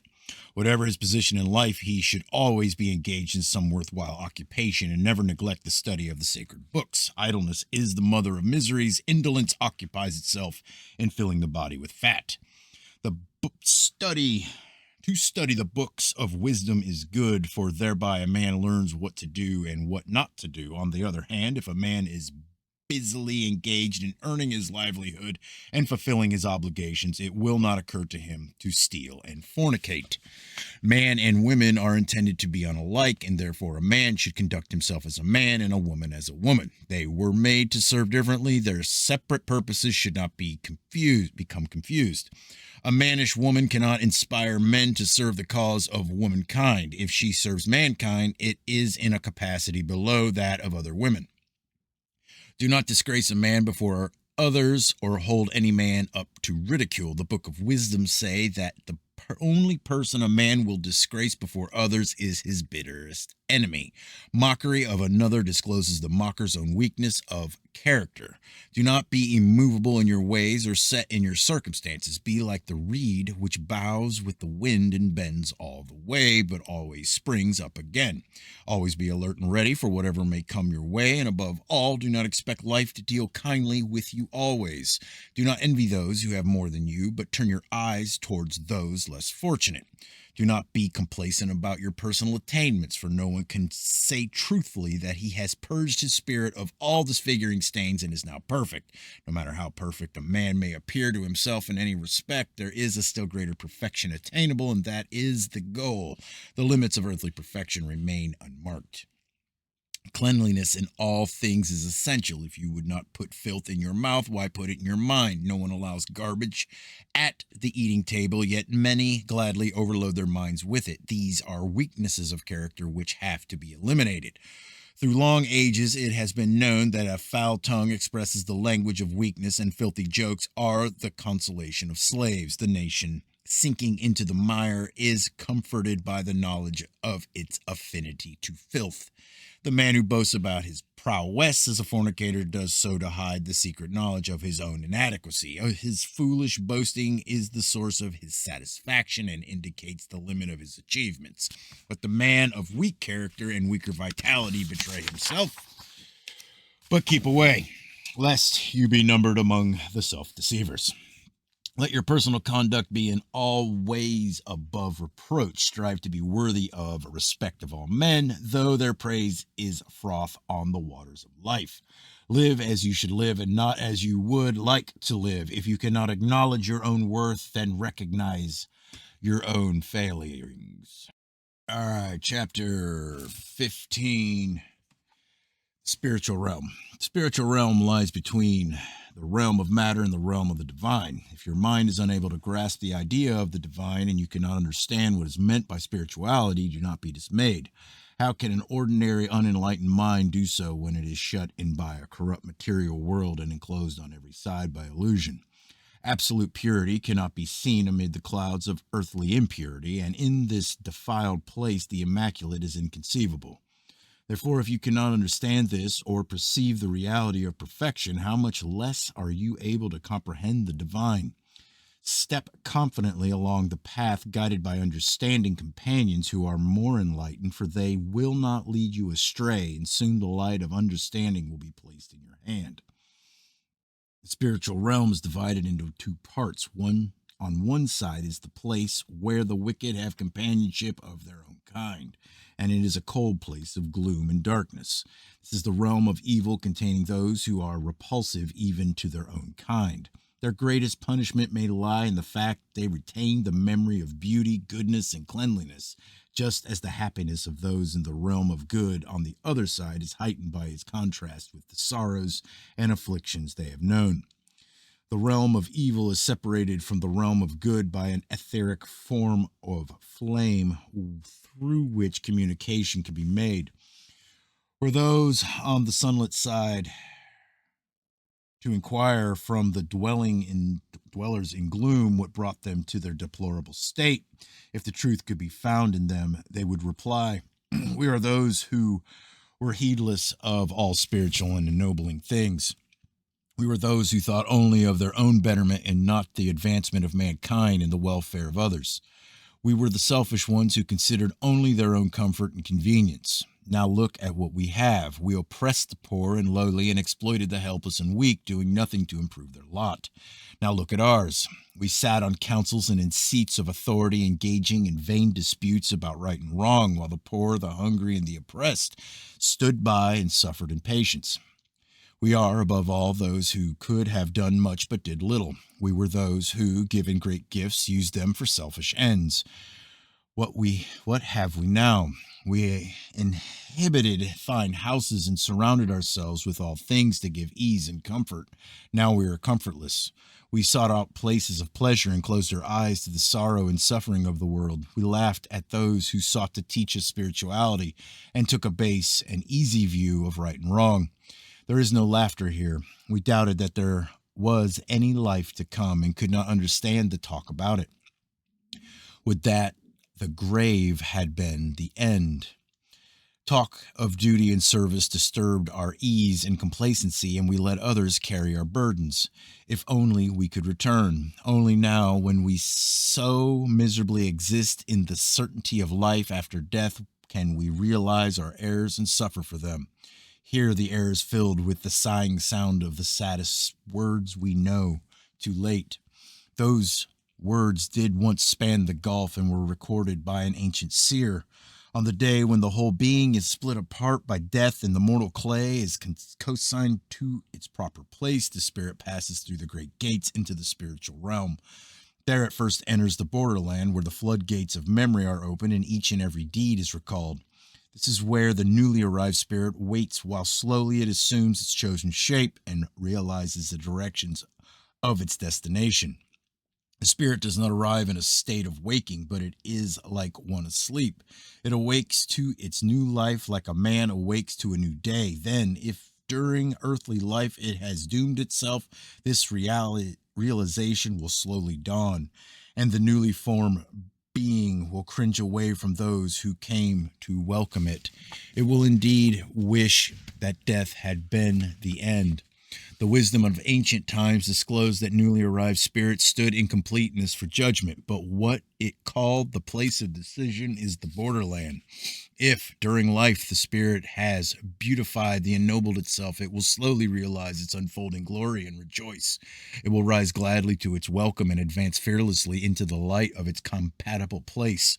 Some which do not have full affinity with either the light or the darkness depart for the shadowland towards which they are impelled by its attraction for one in their state. Within the spiritual realm, there are places to suit the condition of every spirit entering it, and that is why the ancient books state the mansions of the spirit are without number. All right, chapter 16, the meaning of marriage. In the eyes of men and according to their laws, marriage is a covenant made between a man and a woman under which they can enjoy bodily union with the sanction of their religion. This is not the view which can be supported by the good religion, for true marriage is not something formed through the words spoken by a priest or through sanction by the laws of men. Marriage is an open declaration which marks the taking of an irrevocable step by two souls towards a definite end. It signifies their complete surrender and dedication to each other. It is meant to be far more than union of the bodies. It should also be a union of spirits, though this is rarely achieved. True marriage is a union of two realms. It is a twofold union. The marriage ceremony is an announcement made before all persons that a man and woman are setting out on the rocky road of matrimony in search of true love. This is not something which can be picked up like a jewel. It cannot be bartered, bought, or sold. The thing which must never be overlooked is that true marriage is not just the union of two bodies, but the first step towards the blending of two spirits. The marriage of humble people unsanctified by priests are no less worthy than those of wealthy people of quality whose religion sanctifies bonds of straw. Living in sin means living together without responsibility and for bodily satisfaction alone. Unholy wedlock means being bound fast in the bonds of matrimony without any prospect of advancement to the glory of true love. Wedlock and marriage are not alike, for a true marriage may exist without sanction by the laws of men or blessing of priests, providing a love exists which can mature into true love. The chain that binds two souls together is forged in the spiritual realm, and no earthly power can even break it, ever break it. It is worn on earth like a gloriously wrought chain of weightless gold, but not one marriage in 1,000 is ever blessed with it. Adultery is the defilement of a marriage, but there is a mild form of it when the thoughts of one partner goes out towards someone else. Religions now existing do not understand the true nature of marriage and regard it as an end in itself and not as a beginning, a fulfillment rather than a search for fulfillment. The good religion will regard marriage as one of the great challenges of life and one of the supreme tests along the road to spirituality. Love is not the end, for love aspires to reach out beyond itself and ascend to the heights of true love, sometimes called pure love. Outside of the good religion, union between man and women has become so tainted with imperfection, so clouded in lewdness, so subordinate to lust and bodily satisfaction, that anyone can readily be forgiven for believing the falsehood that no spiritual benefit can derive from the act, that it has no sanctity, no higher objective and purpose than to meet the demands of the flesh. Man soars on spiritual wings and rises high above the realm of the dumb brutes. Therefore, he can conceive something greater in bodily union than mere satisfaction of the flesh, and indeed it is not meant to be a concession to the flesh, but a sublime sacrifice to love. The feelings arising in the body are not of themselves servants of evil. This is a wrong teaching. The body is not naturally antagonistic to the spirit, and its needs are by no means incompatible with spiritual needs. As the harp to the harpist, so is the body to the spirit, the instrument and means of expression. Marriage is the fortress of the family, so its safeguarding and integrity is a sacred obligation. The unity and purity of the family is one of the great concerns of men, but though the laws of men may build a wall about it, they cannot prevent corruption and decay from within. Only higher laws, moral laws, can deal with this, and these the world sadly lacks. The three earthly institutions a man is entitled to defend, even to the extent of taking the life of another, are his marriage, his home, and his family. All right, chapter 17, the upbringing of children. To teach a child a ready-made code of morality may not be the ideal, but ideals are rarely approachable on earth, and while mankind is so far retarded spiritually, it is impossible to do otherwise. Yet, if a child is also told why there is a necessity for such a code, perhaps in the child's maturity, it will add something of goodness to the code.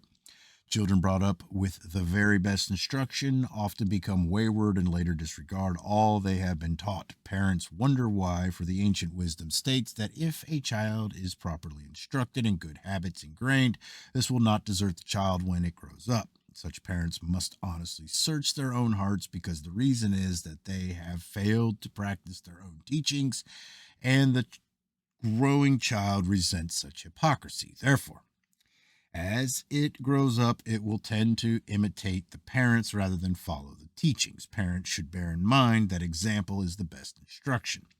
A healthier and better upbringing is if parents do not overindulge their children or play with them too much. A parent is not a playmate, and his or her first duty is to be a parent. A mother should act like a mother and a father like a father. Read the sacred books and learn your proper role in life. Parents get the children they deserve, and the failings of a child mirror the failings of its parents. The children of a considerate and just father are successful. Good children cannot be raised in a house of discord. When the father is hot-tempered and the mother a gossip, the sons are fools and the daughters slovenly. Those who spare themselves the pain of chastising their children display their lack of love for them. Proper and just chastisement is part of a child's upbringing and the duty of every parent. Chastise a child during its childhood, for later is too late. When you were advised against overfamiliarity with children, it did not mean that you should be too stern and austere with them. The highest expressions of justice and truth in a perfect code of laws are not attainable on earth. Therefore, the best thing anyone can do for a child is to teach it self-mastery and bring it up in the knowledge of its true nature. The wisdom of the sacred book should be impressed upon the minds of children and taught according to their understanding. It is the duty and obligation of every parent to see that their children are properly instructed. Children are not to be brought into the world irresponsibly, and parents have an obligation for their welfare. They must see that a child is not left without a craft or calling whereby a livelihood can be earned. There is an obligation upon those who bring a child into the world to see that it does not grow up without learning a skillful and useful occupation, and that it is instructed in the purpose of life and ways of the world. The well-brought-up child crowns its parents with happiness, but one ill-raised weighs heavily upon their hearts. A child may rightly reproach its parents if they fail in their duty and avoid their obligations, for it did not ask to be born. Parents, however, cannot reproach their child, for it came at their behest and is the fruit of their pleasure. Parents should bear in mind that the fruit of the tree is of indulgence is bitter, and the waters of indifference soon quench the fires of affection. The parent who sows unwisely in the fertile fields of childhood reaps a blighted harvest when the crop comes to maturity. All right, chapter 18, Friends and Enemies. The only real enemy any man has is the man he does not understand, and the only man to really fear is the one who is afraid. While it is true that a man can be judged by his friends, it is no less true that he can be judged by his enemies. A weak character does not have enemies, but only those who pity or despise him. A declared enemy is not necessarily a source of constant danger. He is better than a false friend and need not be an object of hatred. In fact, many enemies can be admired. The man who seeks a friend without faults or one without weaknesses and failings will never have a friend, and he who declares his enemies to be hopefully evil is a liar. A man may be poor in worldly possessions, but rich in friendship, for true wealth is not the accumulation of lifeless things, but the possession of firm friendship. The greatness of a man may be assessed according to his friends, but it may be measured even better according to who are his enemies. True friendship is not given its proper value in times of prosperity, and fair weather friends grow wings when the winds of adversity blow. Though misfortune reveals the friend, it also discloses the enemy. When misfortune strikes, false friends scamper like rats and enemies gather like vultures. No man can attain full spiritual development until he has learned to respect the rights and views of others, help others along the path, and the right way will be pointed out. The nature of man is such that while it always tends to resist force and compulsion, it will always yield to gentleness and persuasion. Force is the last resort in the acknowledgement of failure. Power in the hands of a man in all ways strong is always good, but power in the hands of a weak man is a menace. A friend is capable of inflicting greater hurt than an enemy, but both should be chosen with equal discretion. Yet wounds inflicted at the hands of a friend are more to be desired than hypocritical embraces of an enemy. Let experience be your guide. He who has tested honey knows it to be sweet, while he who has tasted the fruit of evil knows it to be bitter. Do not take a fornicator as a friend, or you admit a wolf into the sheepfold. Enslaved by his urges, he will never be constant and always a weak reed to lean upon. As a dog leaves its kennel to return to its vomit, so is a fornicator drawn back to the woman with whom he relieves himself. Genuine friendship between man and woman is said to be impossible, but this is the talk of weak characters, of whom many burden the world. When the relationship of love between man and woman is hallowed as it should be and elevated far above sordid relationships, between the two there will be a place for friendship.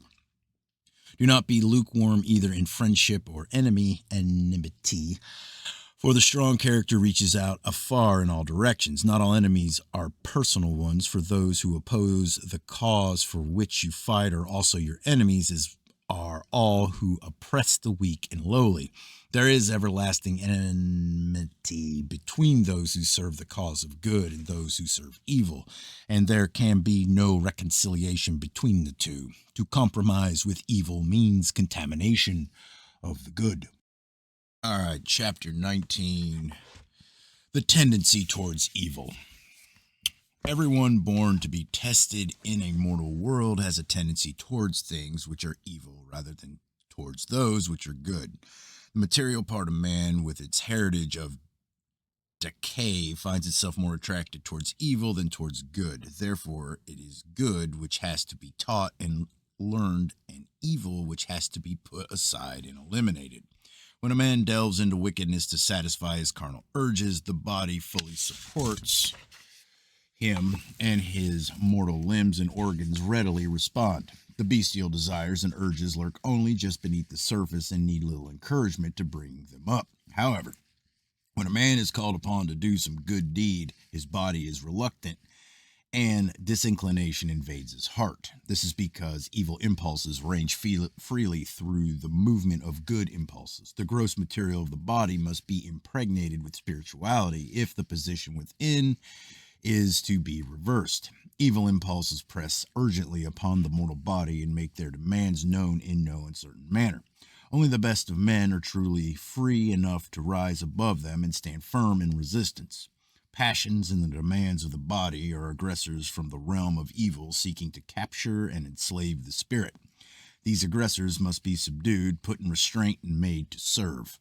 The tendency towards evil involves not only those who break the laws of men, but also those who break higher laws. The good religion should not concern itself so much with earthly lawbreakers, for the laws of men can deal with them, but the greater things against which the laws of men are inadequate. The number of lawbreakers and outcasts in any nation is the measure of a nation's spiritual deficiency. Where there is lawlessness, there will also be injustice, for the two go together like light and shade. The spiritual life is inseparable from daily existence, and a nation becomes spiritually deficient when it tries to separate one from the other. Religions which stand aloof and permit this to happen, if not servants of evil, are certainly poor champions of good.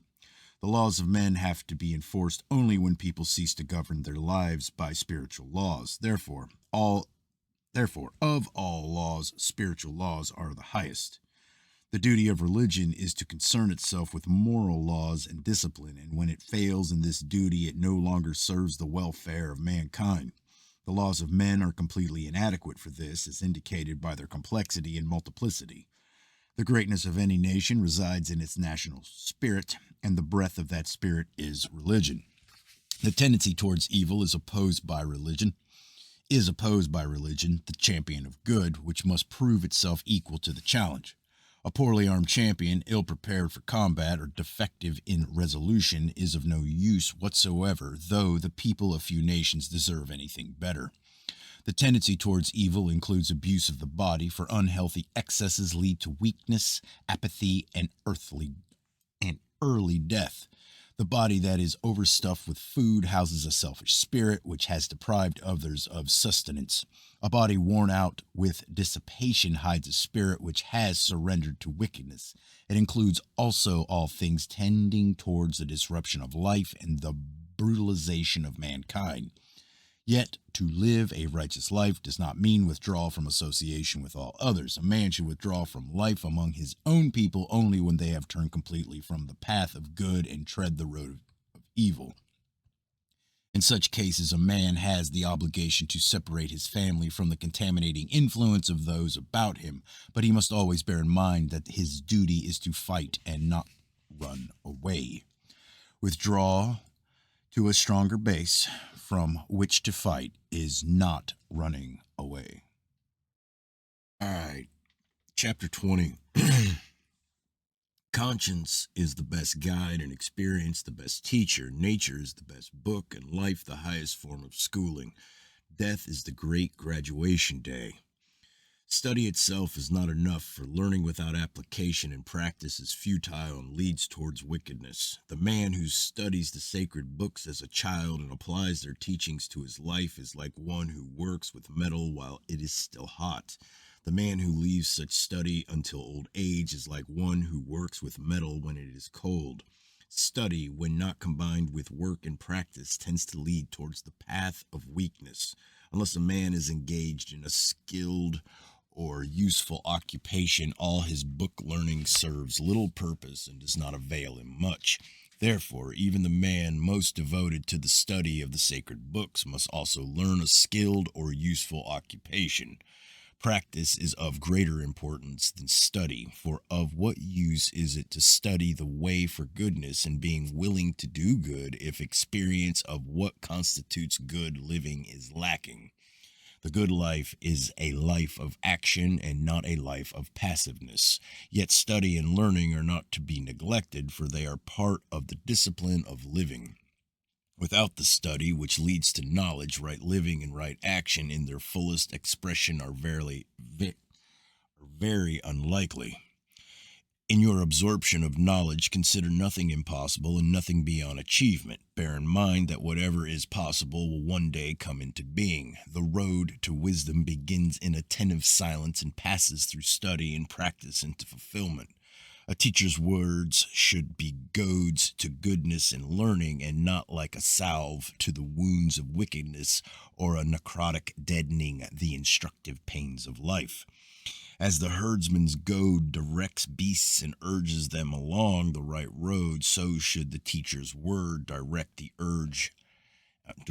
and urge the pupil. Words of worth do not fall softly. A teacher may have a pupil wait upon him and attend to his needs, providing it is regarded as an opportunity for training and teaching. The teacher who fails to set a good example or to abide by his own teachings is unworthy of his position and betrays his trust. The man who quietly carries out the precepts of the sacred books and upholds their teachings is better than he who studies diligently and teaches well, but fails to put his teaching into practice. A hypocritical teacher is the lowest order of hypocrites. A disciple is one who follows a religious master, and it is better to be the disciple of a wiser man than the master of others who are ignorant. Always seek self-improvement and advancement in knowledge, for these are the justifiable aims of the disciple.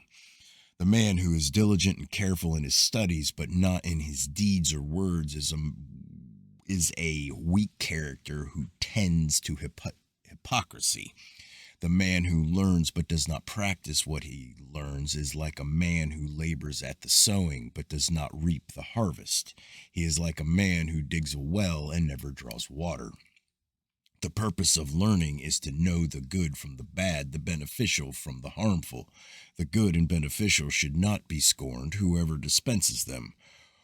Would you take poison even if offered by your best friend, or refuse dressing for a wound because given by an enemy? The man who is filled with learning and knows all the wisdom of the sacred books but fails to put it into practice is like a many-branched tree with no depth of root. The wind blows and it is laid low to quickly rot. The man with much learning and knowledge but no strength of character is like a frail pot filled with precious liquid. It roughly handled, it falls apart, and shit. Sorry. And the contents are lost. Good has its fount in the divine, and at its source is uncontaminated with evil. It is that which harmonizes best with the divine design, and evil is that which harmonizes least. Good is absolute quality, while evil is not. Therefore, even in the greatest concentration of evil, there must be some good. So there is no form of evil, whether in man or outside of him, from which some good cannot be extracted, but man by nature tends to overlook this. Entrapped in matter, evil is more easily seen. Bear in mind that in even the greatest evil, there is somewhere a speck of good which can be of service if extracted. Finally, if seeking a religious master, be careful in your choice. In matters of religion, the whole forces of evil are marshaled to deceive and delude. If one whom you would choose as a master seeks popularity or self advancement, avoid him like the plague, for he is a false prophet. All right, chapter 21. Word to prophets and preachers. The true prophet is a messenger bearer who has heard a voice crying out across the distances. The message may not be clearly heard and perhaps conveyed with errors and distortion, but if it is the dedicated effort of a sincere man, it must be of value. Because there are many false prophets, the words of a true prophet do not lose their value. No man has ever sought to counterfeit a valueless thing. The vine is judged by the drink it produces and not by its leaves and appearance. It is the end product that matters. The pattern of the divine design is marvelous and its working intricate. The threads are many and their preparation involves countless processes. The weavers are numerous, but few can visualize what magnificence completion may reveal, and none can see that the uncompleted whole. Therefore, those who would show others the pattern to follow should not seek to guess at what lies beyond their own range of vision. So if you are a prophet chosen to guide, do not exceed the scope of your authority or seek to describe things beyond the reach of your light.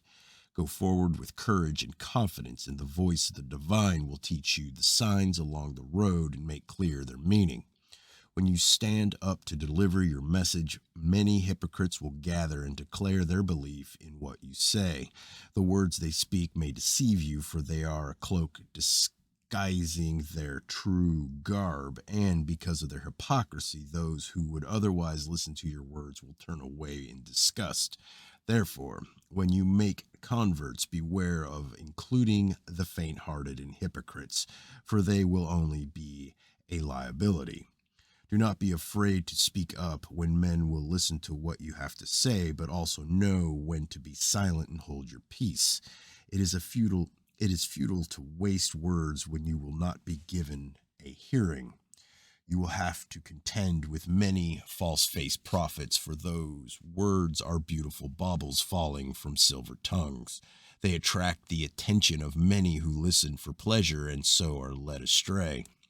Some men will come to you declaring that they have been converted to your cause, but the words they utter have no more substance than the breath upon which the words ride.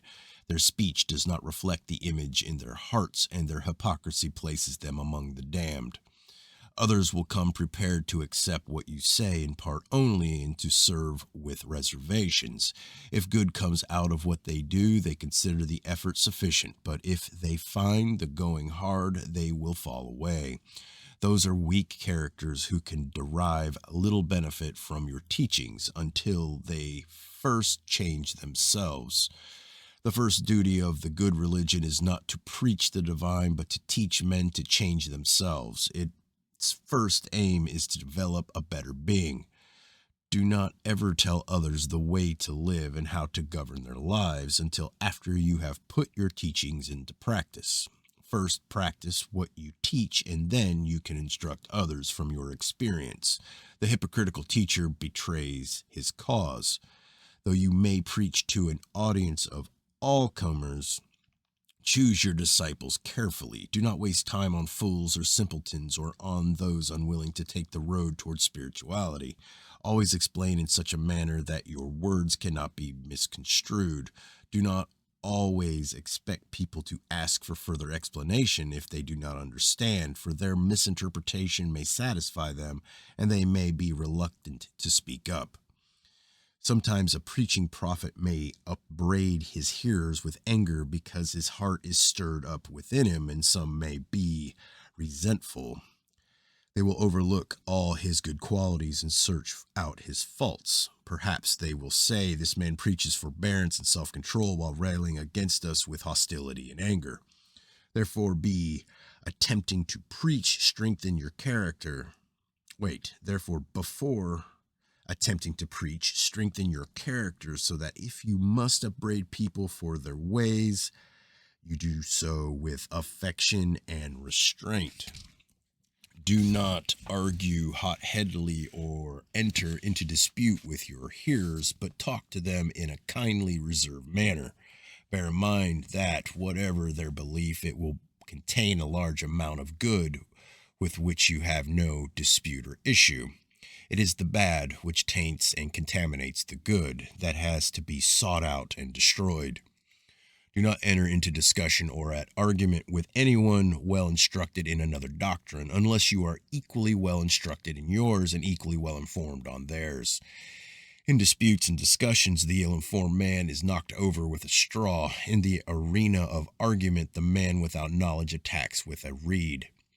Other doctrines have their books, and the best book is the one which benefits the most. In one book, truth may be described in one way, and in another book, it may be described differently. But this need not mean that one is right and the other wrong. Truth never goes unveiled, but the wise man seeks her when she is veiled the least. The outward vestments of a religion are unimportant, for gaudy ones may hide a festering body, while unimposing garments may clothe a healthy one. Disregard the bottle and give your attention to its contents. A misshapen bottle may hold matured wine, while the well-shaped bottle may contain wine newly pressed. If your calling is to preach, then declare to others all the words you believe to be true concerning the divine and the latent divinity in men. Pay no heed to those who would discourage you and follow the footsteps of truth unflinchingly. The least enlightened are those who close their ears to the voice of wisdom. If you have been granted the gift of speech so that your opponents are routed under a hail of words, do not proclaim a victory. A man is not converted because he is silenced. The advocate who presents the best argument may not have the best case, and he who speaks the right words may not be on the right side. Though you cannot reveal the divine design, you can point out the order in the divine dominion. All about the signs are manifested in the order and procession of the stars and the succession of the seasons, in the abounding beauty and bounty of nature, and in the laws that govern growth and decay. When the call to the cause is sounded in the dawnlight of the day of truth, preaching prophets will fare forth as harbingers. If it falls to your lot to be numbered among them, then consider yourself honored among humanity. Summon others to tread the way of truth with you, but do so in simple words and with enlightened argument and wisdom. Do not enter into time-wasting disputes, but use gentle persuasion and kindly guidance to put the feet of your followers upon the right road. Those who answer the call to the cause cannot expect to escape the conflict unscathed. If you are among those who suffer, do not take reprisals, but only such steps as will prevent a repetition. Display your strength of character and patient endurance and cheerfulness, but you are not expected to be meekly submissive. Endure whatever trials come your way with patience and fortitude, for they serve you well. Do not be unduly disturbed if you are not believed or troubled because so many betray their own nature and destiny. You can do no more than warn them and call upon them to fulfill their duty and obligations. Do not let your heart be troubled by their subtleties of arguments, and bear in mind that deluded men always believe in the reality of their delusions. Concentrate on teaching the young, for this is like engraving words on metal, while teaching the aged is like writing words on the seashore sands. But instruction should be given by the aged, for he who looks for wisdom in the young is like a man who eats unripe fruit from the vine or drinks unmellowed wine from the cask. The good religion will not concern itself with money making for profit, though if it is made to serve a good end, there is no harm. With money making and profit, it is the objective that counts. Those who preach the good religion will take no money for themselves in such a way that people might come to regard it as no more than another means of livelihood. The praiseworthy teacher will earn his livelihood through his skill or labor. However, if a man devotes himself to furthering the cause and sacrifices opportunities in other directions, he shall not be denied a fair return for his services. A man who dedicates himself wholly to the service of a cause can rightly expect that cause to supply him with the necessities of life. The preacher dedicated to service must not be too fastidious, for to give battle to the muck wallowers, the muck heap must be entered. Neither must he be intolerant with those who hold to the most outlandish beliefs, for each man's belief seems right in his own eyes. The harborers of the good religion must be men of strong character and integrity, for a fortress cannot be built on shaky foundations or stout walls erected over a bog. The preacher who is truly dedicated to a divinity of love and goodness becomes himself a manifestation of those qualities. Man is not expected to achieve perfection here on earth, but only to seek it. What is expected of him is a sincere and honest effort without any hypocritical or deceptive reservations. The divine design requires that man make a choice to conscious choice of right under the constant pressure of temptation to do otherwise. This also leaves man free to choose wrong. Man chooses wrong instead of right for just two reasons. Either it is the easy path of least resistance, or it is the most alluring. Consequently, the good religion must first concern itself with establishing strength of character and moral backbone, for these form the only foundation upon which the palace of spirituality can be erected. Long ages ago, man took the wrong path and was led astray still further by guides with insufficient knowledge of the way. They knew the general direction, but their maps were faulty. Now man is lost in the swamps of spiritual barrenness and the marshes of moral decay. His vision cannot penetrate the thick mists of mortal and material illusion which have closed in upon him. He has lost all confidence in his guides and feels betrayed, abandoned, and lonely. The lost wayfarer must be revived with a draught of moral courage. He must be strengthened and revitalized with a belief which gives him spiritual backbone. The religions which pander to the weak characters, to the meek and servile, the ignorant and unthinking, must be discarded. Man must be given what he needs, not what he deserves. He must be taught the meaning and purpose of life so that he no longer wastes it. He must know that whatever befalls him on earth is either decreed or the result of his own actions, but that it may be utilized to his benefit elsewhere. Now, as always, man is taught to seek inspiration outside himself. In the light of the new dawn, he must be taught to seek his inspiration from the divinity within himself.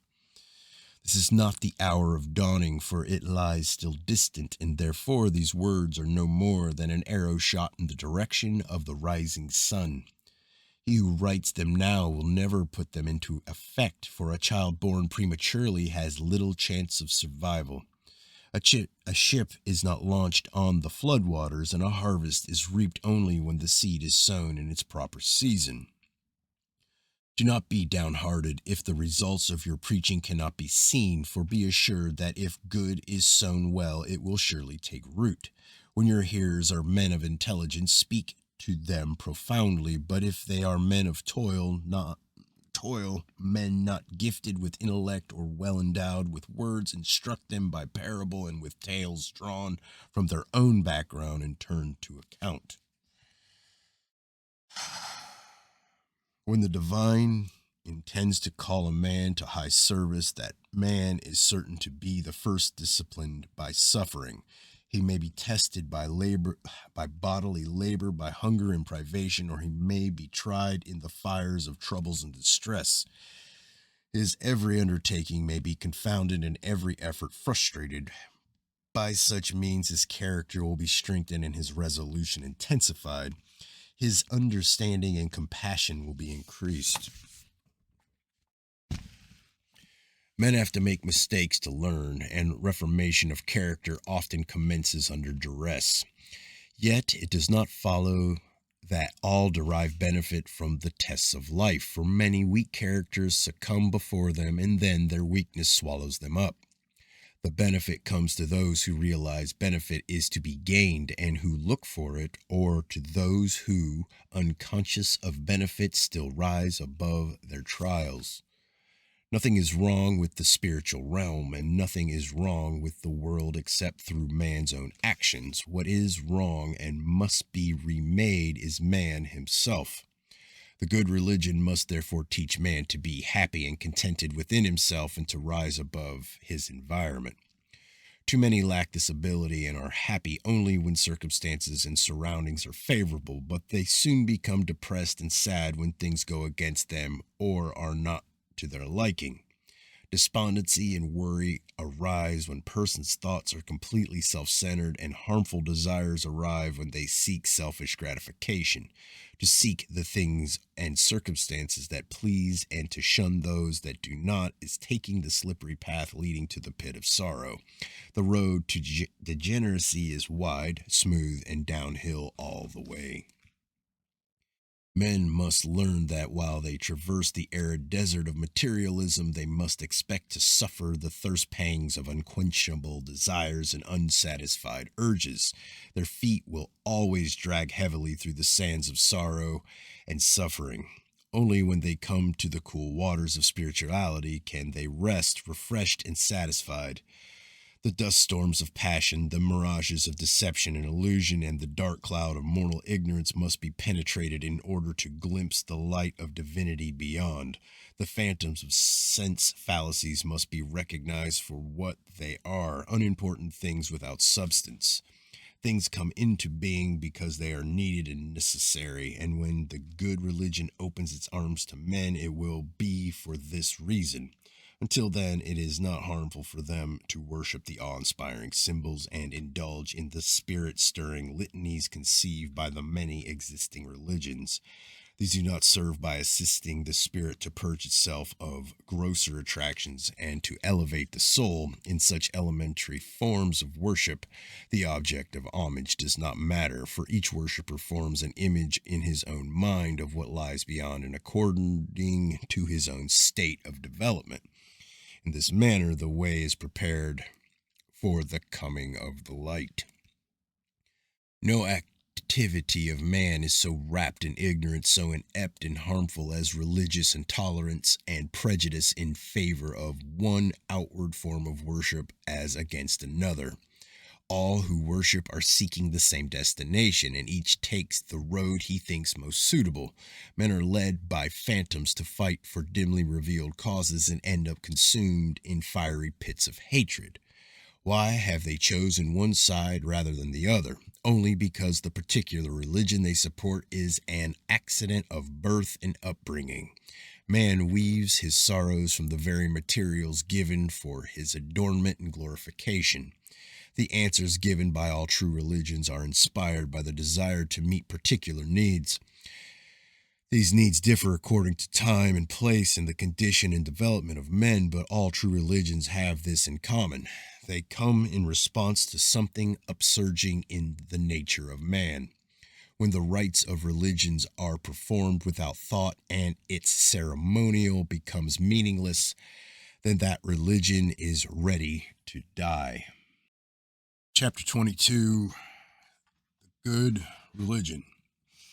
This is not a recipe for salvation nor a formula for blind belief. It is not a matter of doctrine alone, and dogmatic belief must not be rigidly imposed, though loyalty and unity are certainly to be expected from those who follow its light. The good religion is not so much a belief or doctrine as a way of living. It is the way of life of a company of kindred spirits headed for the same destination and all sharing the same adventure, with its hazards and excitement, all seeking the best road together. It is not a religion of gloom and despair. It does not seek to placate or coerce any being for it serves a divinity above such things. It is not a religion reveling in servility and meekness. Instead, it seeks to reveal the greatness of man. It is a religion of joy and hope, of high ideals and aspiration. It adheres to the highest principles of truth, justice, and goodness. It aspires to the greatest good for all mankind and believes in the sanctuary, the sanctity of life, love, and family. It hallows hearth and home. It is a practical religion teaching the doctrine of evolving betterment. It establishes a standard for men to live by, which will make them better men and permit them to live in peace and harmony with each other. Its values and qualities of courage, audacity, fortitude, and steadfastness. It upholds the virtues of modesty, patience, purity, and gentleness. It is not a religion of undue restraint or narrow dogma, and it does not believe in the futile mortification of the body. It takes full regard of man as a twofold being and maintains the dignity of the mortal as well as the spiritual body. It makes no empty promises of salvation or redemption and is not founded upon a system of indulgences, rewards, or promises. It expounds in the principles of personal responsibility, obligation, and effort. Its prime objectives are to the carrying out of the divine design in the service of mankind. It is a religion to be lived by and not just believed in. It demands to be expressed in deeds and not in words, in beneficial action and not in blind conformity. It is more interested in bringing out the hidden good than in outward display and pomp. The good religion concerns itself with whatever is necessary for the unfolding of the spirit, and its aim is to spur man towards upward to divinity. The purpose of a religion is to serve, and it cannot do this properly by concentrating on spiritual matters alone, for it also has the obligation of setting a moral standard. A worthwhile religion cannot permit itself to be shut out from everyday life. If it does so, it is undeserving of its status. It must concern itself with the way men live, with the conduct of their daily affairs, and their relationship with one another. Religion is man's response to his existence in earthly conditions and the answer to the challenge of his environment. Therefore, it is in religion that he finds the most satisfactory outlet for his feelings and the best way of expressing his inner yearning. The soundless, insistent voice of the divine calls out to man from the depths of his being, and that which guides and directs him towards it is called religion. The divine is hidden from men and veiled behind the firmament, and this separation, this feeling of being cut off, is the source and basis of religion. The divine and man, fire and spark, now sundered apart, crave to be united, and this craving expresses itself as religion. Man, the person, is like a lamb separated from its mother, the source of its life, and lost in the mountain mists. He is a lonely creature, pulled and pushed around by urges and desires, dragged onward by the remorseless cords of time, heavenly burdened with fragile mortality, and always haunted by the accompanying phantoms of decay and change. His only encouragement is the light of divinity just dimly glimpsed in the distance, and his only consolation a comfort his religion. But religion too often gives cold comfort and little encouragement. Therefore, the good religion must be a true comforter as well as a champion. It will teach man that there is a happy haven and worthwhile destination at the end of the road. It will show him that it is futile to try and run away from life, and that its trials are inescapable. Life is given to man with intent and purpose, and he can achieve divinity only by first experiencing the realities of existence here and rising above them. The standards imposed upon those who follow the light of the good religion will be those already set out in the sacred books of times gone by, for wisdom is not a callow youth. Such standards should not weigh too heavily on men, as do some enforced under the cloak of ignorance. This is the religion of the light, and it accords with the natural tendencies of man. It declares every man to be heir of divinity and therefore capable of living a righteous and upward tending life. The concept of righteousness held by the good religion is not one of external display, for it preaches that goodness is expressed in deeds and in a way of life, not in the holding of barren beliefs and purposeless ceremonial. It is like a mighty oak, always shedding leaves and replacing them in the proper seasons. Its roots keep spreading out into new ground, but its trunk is always strengthening and growing greater. The good religion believes that man is the instrument of the divine and his deputy on earth. That man is entrusted with a certain responsibilities and duties, which he can shirk only to his cost, that the soul is immortal and the body mortal, and that the man can achieve divinity only through his own efforts. He can be saved by no one except himself. There are those who prefer the worship of many lesser divinities, and those who divide their beliefs so from one come many, and each is content with his portion and derides that of others. The many divinities are like mirages across the sands, which appear to offer cool waters, but no man ever found refreshment there. When darkness falls, the mirage disappears, and he who trod the sand towards it is lost. Men have to be organized in worship as in all things, but this is not so much for their own good, though this is often made the excuse, but to check man's inherent tendency towards irresponsibility and apathy. While it is true that the less responsible and resolute men are, the more they have to be organized and controlled, it is also true that the more they are organized and controlled, the less responsible and resolute they tend to become. In this, as in all things, a balance must be struck. Therefore, when a religion teaches that men should be responsible and resolute, it should not seek to organize and control them too much.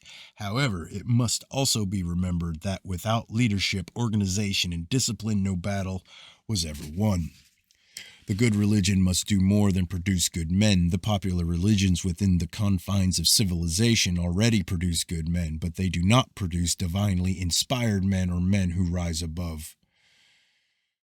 even above goodness. The good religion will not accept the doctrine now preached that the man who suffers is one who has done wrong or offended some divinity. Instead, it will declare that the man who suffers is undergoing one of the inescapable tests of life and may be one chosen for higher service.